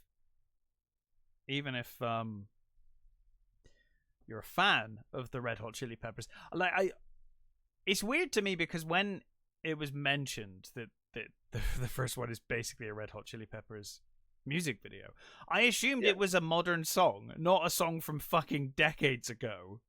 Nope. Like, do you know what I mean? It's like, it's not even like a new music video. So it's a music video for a song dated fucking, what, like 2001 or something? Like, yeah. Why? Like, it's so weird. Such a weird choice. It is. It's just because if it was a modern song, you'd be like, okay, maybe it's like some cross-promotional thing where they've agreed to do this. Yeah. But it's like, no, you picked a random old song of theirs? Mm-hmm. Okay. Very strange. Yeah. I guess if you're a big why wouldn't that be a bonus episode or like a thing you know when you get to the end of a Netflix series and you've got like trailer 1, trailer 2 and teaser like just chuck it on there, Yeah. It seems like a really odd decision to make it your opener. Very strange. Yeah. It's like I didn't get it at all. It's like weird. I mean, if you're a Chili Peppers fan, sure, fill your boots. This is a music video for Can't Stop. There you go. I don't understand why it's there. It to me it was completely dumb, and I didn't want to see it. Second one, Close Encounters of the Mini Kind, which is like not exactly a follow up, but it's similar to Night of the Mini Dead. Sure. So it's the same sort of crass humor, which did make me laugh. It's aliens come down in Redneckville, and then all hell breaks loose, and all goes to shit. Very funny. I liked it. Spider Rose, the third episode, is a woman who lives on this station, it's like a trading post. Basically, you learn that everybody she loves has been killed by this bad guy, and she's done this trading with this race. It's like, oh, I've got this thing for you, and they're like, oh, we can give you this, and she's like, no, I don't need any of that. And the alien race says, oh, we've got you like little pets and things. We have this little thing for you. If you like it, we'll come back in like a month's time and pick him up if you don't want him. If you do, hey, it's like you kind of see what's coming. Just like she analyzes it, it's just got like shitloads of DNA in it, and like, okay, know where this is going. What it is the animation is brilliant. It's really lovely. What fascinated me, I got this sort of so she's got cybernetics, and she has this from her jaw sort of down, like from her neck to her chest. The skin there is translucent, and you can see all the mechanical parts underneath. And I was fascinated by when she talks, the metal jaw move, like the invisible skin moving around the metal jaw. It's like, wow, that is. I mean, maybe it's just the fucking Toreador in me or something. I would just stared at that, was like, ooh, that is so pretty. It sounds really cool. Beautiful. Yeah, really, really beautiful, and it's really cool. And I was that one first banger of the series. Okay, well that's good. Really loved Spider Rose. 400 Boys is this sort of kind of future warriors, right? Like basically rival gangs, okay. Surviving a sort of apocalypse by giant babies. Right. It's very stylized art, which I quite like. it was then okay. I quite liked it. Wasn't terrible or you know, it wasn't bad or not great, but I did enjoy it. It's got voices, John Boyega, Ed Skirren, Raoul Coley. So it's, you know, had a nice sort of little voice cast for that one. The other large thing is a cat who voiced by Chris Parnell, a cat owned by this terrible sort of redneck looking family, bring home their new robot, and it turns out that the robot understands cat. Right. So the cat's like, wonderful, I don't have thumbs, but you do. You can get everything for me, and you can. So you know where this is going. I'm not sure if this one is a prequel to Three Robots. Mm. It feels like it could be. Maybe. Again, this was really good. I like this one a lot. Yeah, it sounds cute. It's nothing particularly new, but it's a cute. You know, it's cute. It was quite funny. Chris Parnell is a great voice. Oh yeah, for sure. Golgotha is a vicar, gets played by Rhys Darby, is asked to come to be the intermediary for an alien race that comes down. Who is it's an aquatic alien race. This was terrible. Didn't like this at all. It was really dull and fine. It was like, okay, it's Rhys Darby being Rhys Darby and some alien squid people talking to dolphins. Sure, it was not terrible, let's say, but I thought it was rubbish. It's not a great one. So Scream of the Tyrannosaur is quite a good one. It's a sort of future games, like rich people watching athletes ride dinosaurs and kill each other. Really nice. Biling, the main voice, which I was really happy with. I love Biling.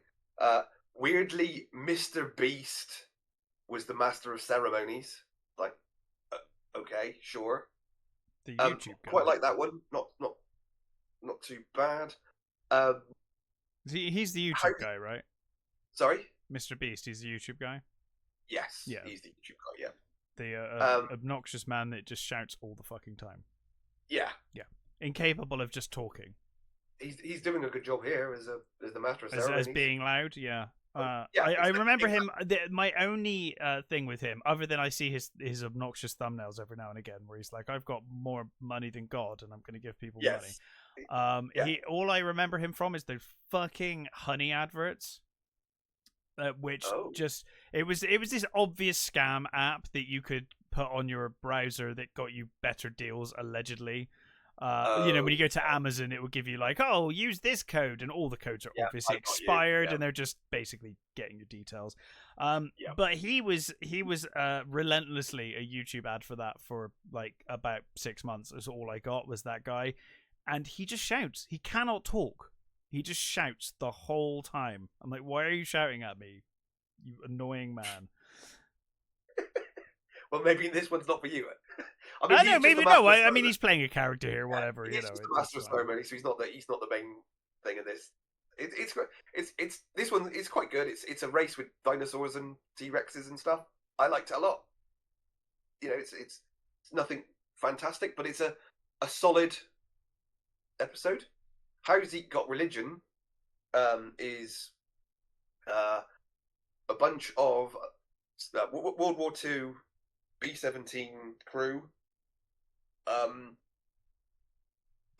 basically get this new guy turn up and who's like, oh, we've got to get to this church in France and we've got to bomb the shit out of it because the Nazis there are raising something. So Nazis are raising a demon. They've got to bomb it, and they're like, oh, fuck it, we don't believe in any of all that sort of shit. It's not fun until the demon obviously turns up and fucks their shit up. This one I loved a lot. It reminded me of the episode on heavy metal, the one in the bomber in there. Oh yeah, with the undead guys and stuff. It did remind me of that, which is a sort of both a blessing and a curse. It feels very much like a Hellboy. It feels like a sort of missing Hellboy episode. Yeah. I like that a lot. That I thought was very good. Definitely one of the better ones this season. Next is Smart Appliances, Stupid Owners. This is sort of claymation appliances, talking about how their owners don't use them or whatever. So it's basically creature comforts, but with appliances instead of animals. Mm-hmm. It's really crass and really over the top. I mean, Chris Rock is one of the fucking voices. No, he's not Chris Rock. He's Kevin Hart. Kevin Hart. Sorry, not Chris Rock. Kevin Hart is like Ronnie Chang. I think Kevin Hart is less insufferable than Chris Rock. Not by much, but just on a scale. Chris Rock's been in movies that I love. Kevin yeah, true. I just can't. Kevin Hart hasn't. Like Chris Rock's voice just drives me crazy. Yeah. Well, that's a really bad reason to dislike someone's performance, but yeah, I mean he has been in some fantastic things. So. It's funny, but it is just a crass creature comforts. So sure. It works. It's okay. It was perfectly serviceable. The last one, For He Creeps, totally my favourite. 17th century London, in an asylum, you've got a poet, voiced by Jim Broadbent, who quite possibly could make the poem that could change the universe. You've got Dan Stevens as Satan, who turns up and wants the poet to do a work for him. And then you have Joffrey, voiced by J.D. Blank, who is the poet's cat. And it's the cats against Satan, basically. It's Satan is come for the poet for a work, and the cat's like, no, he's my poet, you can't have him, sort of thing. And you've got like the Joffrey goes off to speak to other cats to get help, and one of them is Night Hunter Muppet, who is the most adorable little kitten sort of cat. And I loved the animation. The animation on this is really pretty. I love the version of you get of Satan. You get these like, little explanations for cats have always had powers. We can wound Satan, but we cannot destroy him. And it's like a little sort of fight between the devil and some cats, and it's just brilliant. I loved it. It feels very sort of like Sandman comics. It feels very much sure. like it would fit nicely into the Sandman. Really good animation, really great voice cast, including Jane Leeves, from Frasier. This was totally my favourite one. So I think overall, this one had more ones that I didn't like than I think any other season. But it's still worth it for the bangers. There was at least 3. I think Spider Rose, It Creeps, For He Creeps, and How Zeke Got Religion are worth it. They're kind of the ones that made the series for me. The others are sort of more, sort of lesser degrees, and there's at least 2 that I'll never watch again. I'll never watch Golgotha again, and I'll never watch Can't Stop again. But with the other seasons I've watched, a lot of them more than once. Especially the 3 robots ones. They're fantastic. Yeah, it's not the best season, but it's not a complete fail. Mm. So hopefully next one will be a little better, but Yeah. That's, as we've said before, it's the nature of anthologies, you know. Yeah, absolutely. And I do think anthologies can do that. Yeah. They can be hit and miss more than other shows, right? If you're doing a season long arc and it's dog shit, yeah. you're screwed, right? Because people are just going to turn off. Whereas at least when it is you know, this kind of format, you can be like, oh, well, okay, maybe the next one will be all right. And then if the next one is good, you're like, okay, then I'll continue. Yeah. But I think this series has built up a lot of goodwill generally. Yeah. So hopefully they'll get back on course. Again, I am baffled by the Red Hot Chili Peppers thing, but aside from that, I'm curious to see it. I will probably just skip that entire first episode when I do see it. Yeah, so. Honestly, I would. Yeah, it's pointless. It's utterly pointless for the show. I don't know why they chose to do it, but yeah, sure, whatever. Well, is there anything else you wanted to talk about? I guess as we move into news. Let's start with the visual bit. Literally, after the last review show, we were like, "Oh, there's only one person." We were gloating that like 10 minutes after the show, we finished recording the show. I got news that George Wendt had died. Yeah. It was less than 5 minutes because you messaged me like within it felt like I just hung up and it was like yeah. I love George Wendt. He was wonderful. I'm a massive Cheers fan. I grew up watching Cheers. God, yeah. I don't know how many times I've watched Cheers, like all the way through, like 5 or 6 times all the way through. He was Norm is if not the best character, then one of the best standout characters. I think he was in every episode of Cheers. Yeah. I think he played the same character in about 4 different shows. Well, yeah, and of course was inspiration for Morn as well in Deep Space Nine. Yeah. Yep. Yeah, I mean, iconic character.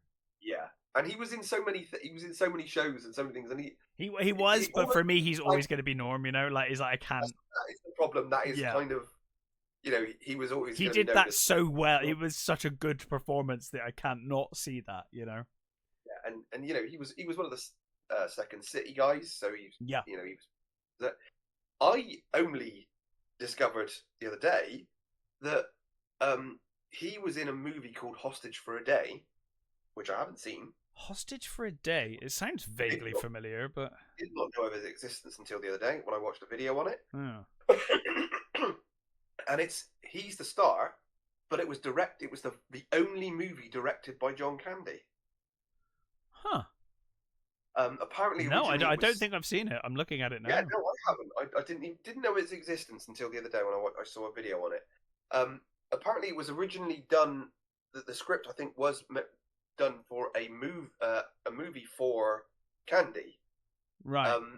But then he didn't really want to be in it, but he said, "I'll direct it." Because it was going to be a TV. It ended up being a TV movie. Apparently, it's billed as also starring John Candy. He's in it for like 5 seconds. Apparently. Yes. Yeah, he plays a one of the a Russian hostage taker towards the end, I think. So clearly, obviously, when the market, if you look at the poster, it's got John Candy on the poster, and he doesn't even look like that in the movie. Wow. That's a picture from like Harry Crumb or something. No, it's not Harry Crumb. I don't know which one that is, but it's a picture of him from some other bloody film anyway. So I'm going to have to look out for this movie now. I think it's going to be rubbish. It didn't look like it was going to be great, but George Wendt George Wendt is playing the John Candy character, and I think from what I've heard, you can see that it's more. It clearly was more angled towards his sort of pratfalls and stuff than it would be for Wendt. Yeah. But you know, it's something I've never heard of, and it would be interesting. I mean, George Wendt was in Spice World, for fuck's sake. It's like it's in so many movies. Now that's a film I've never sat through. You've never seen Spice World? I've seen bits of it. I remember my family had it on, and we just all like kind of watched. I want to say we watched about 20 minutes of it, and we're entirely baffled by the entire experience. and then just turned it off. I don't think anyone finished it. I think we just turned it off and walked away. Oh, my sister was a huge Spice Girl fan. Oh no, so... it was no. So it was me and my brother didn't have a sister, and we liked the odd Spice Girls song. You heard it, and you're like, this is fine. These people, you saw them on Top of the Pops every now and again, but not the kind of love that would get me through that. No. You saw it. You saw it every fucking day, basically. Oh yeah, I've seen it more than once. I have seen it more than once. No shame, I don't care. No, it is not a good movie. It's got some great cameos. That's what I remember the movie being, though. I don't even know if there was a plot, was there? It's just like, well, it's let's get in a limo, and now there's this guy in this limo. We're like, I know that guy. They get a bus, and there's a bad guy, and it's got Meatloaf in it, and it's got Christopher Lee in it, and it's got Richard E. Grant in it, and it's a stupid pop movie. It's the sort of thing that Cliff Richard used to do when, even Elvis. It's that sort of dumb, almost road trip movie thing that is terrible but perfectly watchable. Sure. I actually don't remember what George was in it, but I know he was in it. Yeah. Who knows? Yeah, he was a great comedy performer. Superb. Wonderful. And also we lost Loretta Swit, who, again, really only known for one character. She was mostly known for playing Hot Lips Houlihan in MASH. Yeah. Again, she was in lots of other things as well, but never reached the heights of what she did in MASH, and she was wonderful. And the Hot Lips character is fucking amazing in that show. It's one of the great.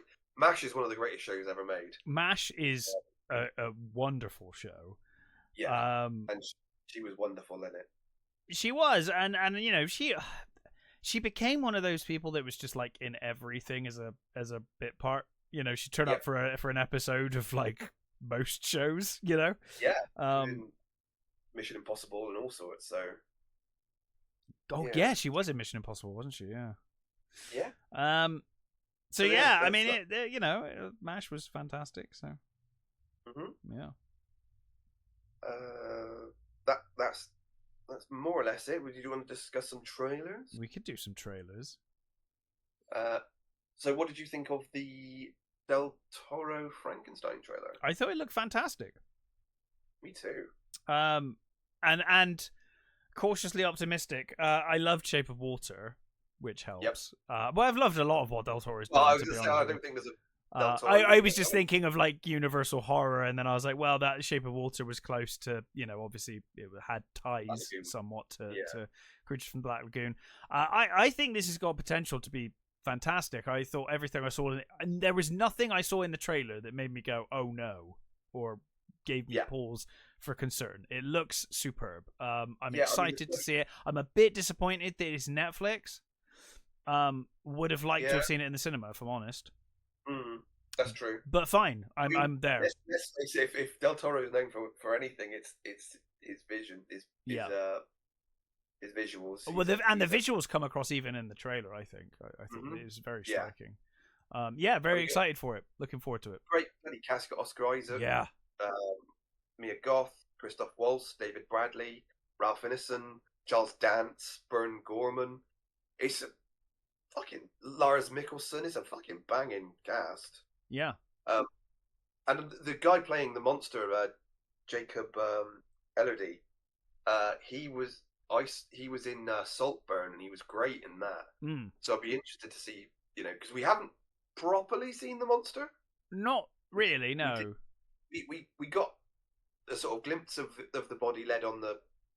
But it was face covered and like Yeah, so we haven't quite seen what he looks like yet, but I mean, I would have been surprised if Del Toro made a bad Frankenstein movie, because it's so up his fucking street. Yeah, it's not. This and the Mountains of Madness, I think, are stuff that he's wanted to make all his life. Yeah, Yeah, I'll be very surprised if it's bad. I mean, like I said, the trailer looks fantastic. So yeah, I'm still hoping one day he will get to fucking do the Mountains of Madness. I would love him to do Mountains of Madness. I think he's completely the right person for that bloody story. Yeah, and he's the you know, one of the best people for this. I yeah, totally looking forward to this. Really, really happy with the trailer. Black Phone 2. Yeah, I think I said to you it feels more like a teaser than a trailer, but I loved the first one. I think this looks great. It's an interesting direction, but as you said before we started, it's really the only direction they could have gone. Yeah. I had a potential theory. I'm not going to say it though, because hopefully it won't happen. Well, yeah, you hit me with your theory, and now it's playing in the back of my head. I'm like, oh, I fucking ruined it. They might do. I don't think they will. I was all right. Fuck it, I'll say it. I was concerned that they might go down the route of like, oh, it's not actually supernatural. It's just he's mental now, and it's him doing all of these things, and he's got visions of the, you know. Yeah. But I hope I hope they don't do that, because I hope to God that it's not that, because that's just bullshit. Yeah. But we'll see. I loved the first one. It's a really good movie. I really enjoyed it, and it you know, the main kiddie's back, and yeah, it looks like they've got the, you know, some of the cast back for this. Obviously, Ethan Hawke playing the grabber, as it were. Yes, I mean, he was fucking really good in that first movie. He was really, really good. Yeah, wonderful. I mean, I've always liked Ethan Hawke anyway, but sometimes he puts in a performance that you're like, yeah, that's why he's a good actor, and that first movie was a real sort of focus for him. I loved it. So yeah, I'm hopeful. I like the idea of him as a ghost or spirit, whatever, you know. Yeah, hopefully why not? You know what it is. Yeah. The Aliens Earth trailer. Yeah, it looks like a trailer for Aliens. Yep. And yeah, I'm like, I've no real interest. No. As you've said, the only thing that kind of piqued my interest was the idea that it's not just the xenomorphs. There are other aliens on this ship. Yeah. I mean, why they were flying, I don't know. It's like they just, well, they're like, yeah, we have all of these like most ludicrously dangerous specimens known to all of fucking the universe, and we put them all on one ship at the same time. Yeah. And then flew it towards Earth, and then, oh my god, it accidentally crashed. Oh no. It was like, this was what did you just go out of your way to try and fuck everything up? I don't know. Like, how does this accidentally happen? Maybe that is the point. Maybe that was the, you know. Yeah, maybe. I mean, I don't have any enthusiasm for it, honestly. I'm just like, no. I still haven't seen Romulus, and I probably never will. I felt, well, I reviewed Romulus. I felt the same way about Romulus as I did Don't Breathe. Same. 50% good, 50% rubbish. It seems to be the curse of that director for me, I think. Yeah. At least so far. I haven't seen the sequel to that. I still haven't seen the sequel either, no. But yeah, I just don't know what the point is. That sounds really bad, but I just don't know. Yeah, why? Why are we doing this? It sort of feels like it's all too late, doesn't it? It does, and it's got that thing of like, we never went to Earth, and so now my vision of Earth is never going to match whatever the fuck that was in the trailer. Yeah. So I'm like, oh. Well, Alien Resurrection ends with them crashing into Earth. Yeah. Doesn't it? Yeah. I mean, that's the thing I don't know, is how much are they taking from the other movies? Because obviously the first... It doesn't look like anything. It looks like they're just, you know... The first and the second one are obviously canon. Yeah. But is it bothering with the others? Is it... I don't know. It's got Ridley Scott as executive producer, for whatever the fuck that means. Well, that means fucking shit, doesn't it? But it probably means that we are bound by law to get some Prometheus bullshit in there. Is what it probably means, you know. Someone will mention in passing. Shove it in there somehow. Hooray! I don't know. We will see. I won't see. You won't see, but someone will see, and we'll hear about it. I don't know. I mean, actually, having said that, if someone gives me a copy, I might give it a watch. I'm not subscribing to Disney Plus, so no, fuck that shit. I'd rather just not bother seeing it because I'm like you. I'm not terribly enthused by it. You know, which is fucking tragic. It's like there's a new Aliens thing. We should be like, yeah, really yeah. I mean, I've always had the argument of like things should just be left alone. Let them run their course. It's fine. Like, you know, I've never been a fan of endless content ever. I felt the same way about Star Wars, Star Trek, Aliens, Jaws, Highlander, fucking Highlander. You know, like so many things that I love. I'm like, just that'll do. It's fine. Yeah. We don't need any more. It's all right. Well, the thing is, with stuff like Aliens and stuff, there were really good books. And the same with Star Wars. The EU was a mess, admittedly, but there was a lot of great stuff in the EU. And the same with Star Trek. You had the Star Trek novels and, you know, all of that stuff going on. It was fine. You know, that's why I think the one of the biggest mistakes they made with the Aliens franchise is to keep bringing Ripley back. The idea Ripley's story ended with fucking aliens. Yeah. It was fine. They were a family. She lost her bloody daughter. She lost her mother. Yep. They're a family now. That's the perfect ending to that character and those characters. And you know, I'm sure these fucking things are elsewhere in the universe. They're not native to LV-426 or whatever the planet's called. Yeah. So it's fine. You never had to keep bringing Ripley back, but they goddamn insisted every time. It's because they didn't feel that the brand was sellable without her, and it's like people would have fucking watched it for the aliens. They really would have. Yeah. But you know, and I think that's why this feels like it's too late to me. No, I agree. It feels like it's series like 20 years ago, and it also feels inevitable. I mean, as soon as Disney got their hands on it, yeah. It was always gonna happen. They're going to just franchise it. Was a fucking absolute gift for them, wasn't it? They've got so many properties that they can fucking mine forever. Well, I got a free Disney Plus subscription with my phone and I had it for 6 months. I was like, I'm not paying. So it's, you know, you do the thing where it's like sign up, and I actually I made a point of as soon as I signed up to it, I put a reminder on my phone for like. The like week before that ran out to be like, it's definitely getting cancelled on that date. And I didn't watch any Disney stuff the whole time. All I did was when I couldn't be bothered to grab a Blu-ray, I watched a Fox movie, and I watched a couple of Fox things, and that was it. I didn't bother watching any of the Disney stuff. So yeah, the Fox back catalogue is like by far the best thing Disney Plus has got. What, you didn't want to watch Loki or no Miss Marvel or? None of those, or Star Wars. No. Or Star Wars. Wasn't interested in any of that. But yeah, I guess we'll see. Said that, my brother-in-law has watched Andor, and he said it is the best. Oh, yeah, I've heard that. Yeah. And that's why I've heard unanimously. I've consistently heard that Andor is fantastic, and I believe you. I just don't care. That's exactly it. I think you're.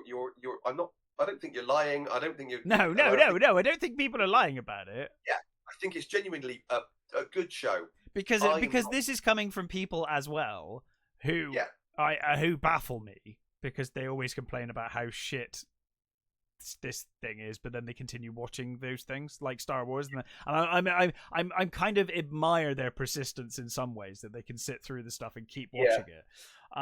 But then when they come to Andor, it's like, okay, well, you hated pretty much every other Star Wars thing, but now you're saying this is actually really good. So that does mean, you know, something. But yeah, Star Wars to me is like, you've ruined it now. I just don't care anymore. I'm completely apathetic to the whole thing, and I just have no interest. I like, you know, the stages of grief, right? I'm past anger. I just don't give a fuck anymore.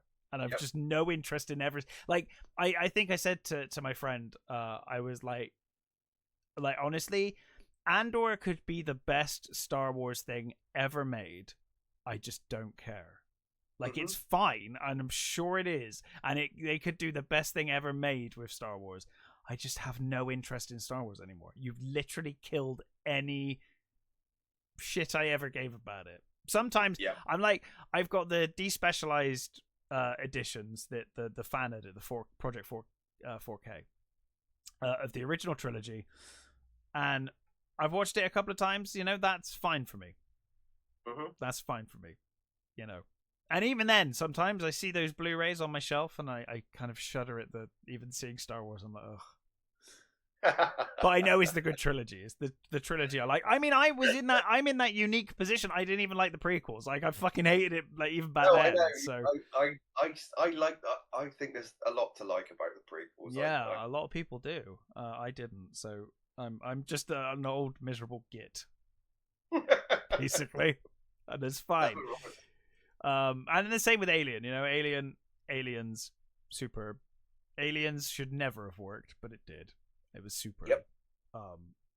But after that, you know, as heretical as it is, I prefer Alien. But no, I don't. Not at all. It just depends what kind of movie you want. Like, they're both like the best in their genre. Like, yeah, I'm not taking anything away from Alien. I love Alien too, but Aliens is just. The thing is, like, Alien is like in my top 5.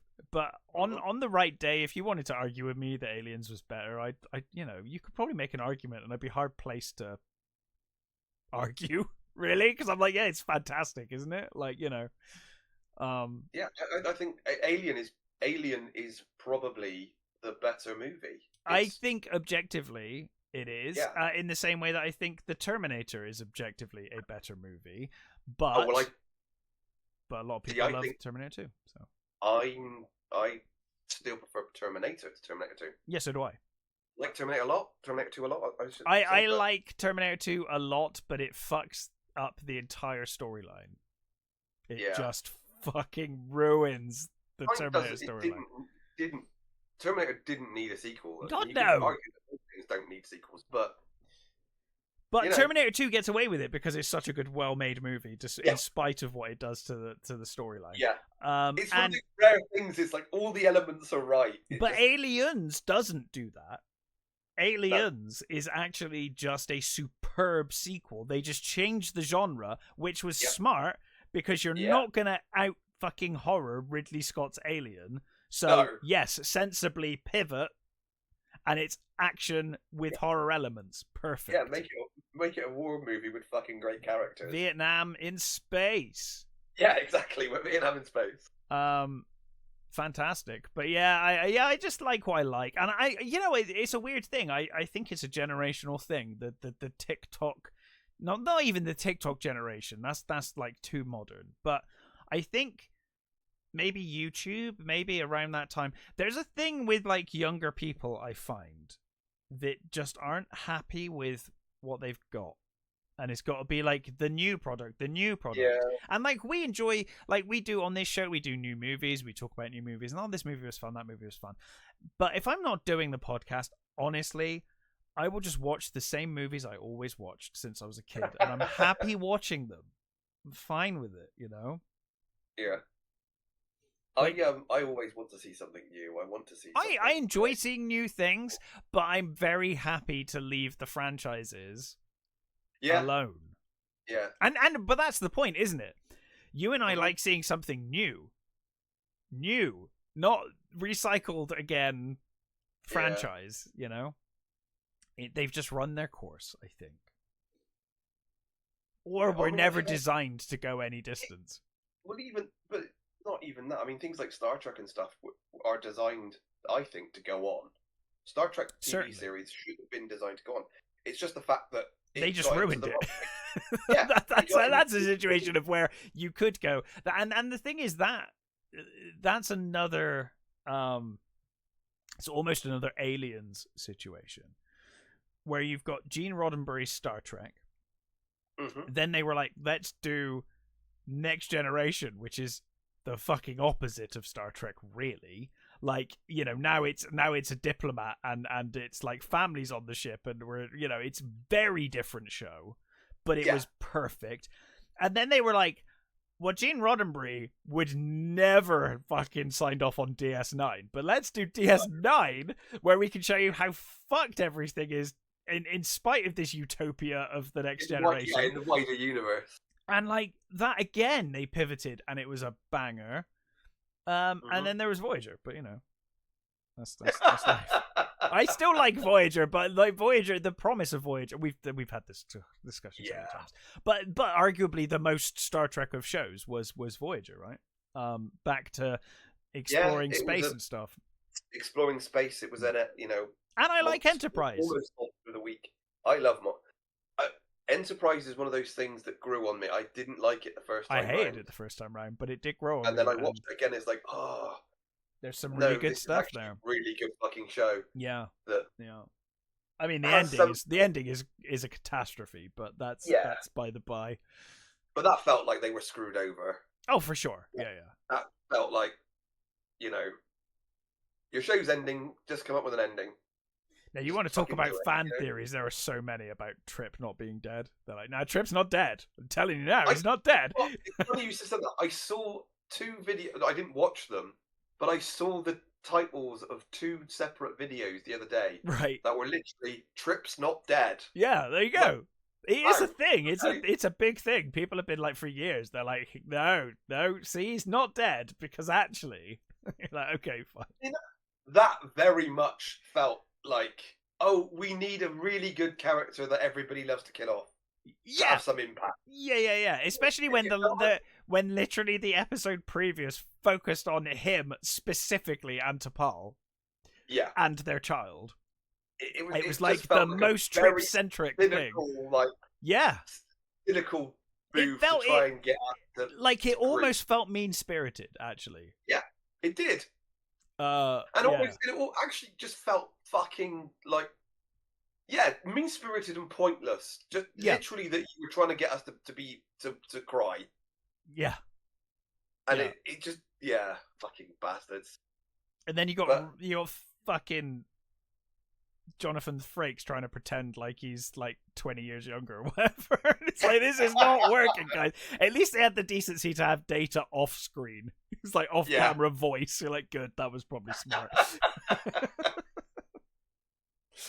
But anyway, the thing is as an episode, the idea of Riker watching, I like it as an episode, not as a finale though.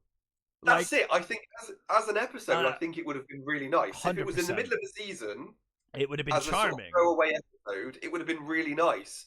As this is how it ends, it was like, this is the last episode ever. No. It's like, oh, fuck off, you bastards. Yeah, I mean, let's. It would be like the end of you know, a Star Trek show, like okay, the finale of DS9, and is just a Mirror Universe episode. There you go. Cheers. Yeah, we're done. And you're like, no, a Mirror Universe episode is great. Some of the Mirror Universe episodes are fantastic. I don't want it to be the end of the show though. That's terrible. No. I want to know what happens. You're like, no. Mirror Universe. Kira is being all sexy and stuff. You're like, no, that's not what I want from the end of my show. You bastards. It's like, yeah, that's fine, but not now. It was fine back then in the middle of the show. Weird choice. But anyway, welcome to the rambling section of the podcast, as usually happens. It's funny how all of our discussions end up somehow getting back to Star Trek every time. It happens every time. We get there. We find a way. There is a way. Mm-hmm. Gets back to Star Wars, Star Trek, and Doctor Who. Yeah, childhood. Oh, let's not talk about that. Jesus Christ. No. Let's not go there. There's only so much. The only thing that's good about that is that it's probably seem that it's going away for a while. That is good. It needs to go to bed now. It's my only issue with things like those going away is that I might not be around to see them come back. You might not want them to see. Might not want to be around to see. Yeah, they might do just as bad a job when it comes back. But I live in hope that I don't reckon they've got the patience to keep it away for long enough. See, I would give it like 10 years, but I don't think they'll wait that long. I think they'll be like, hey, it's been 4 years. That's long enough. I'm an unhealthy fucker. I do not see myself getting to 60. I can't. I am not going to be around to see it if it comes back. Well, hopefully you will be. How many fucking episodes of this podcast have we got left, Matt?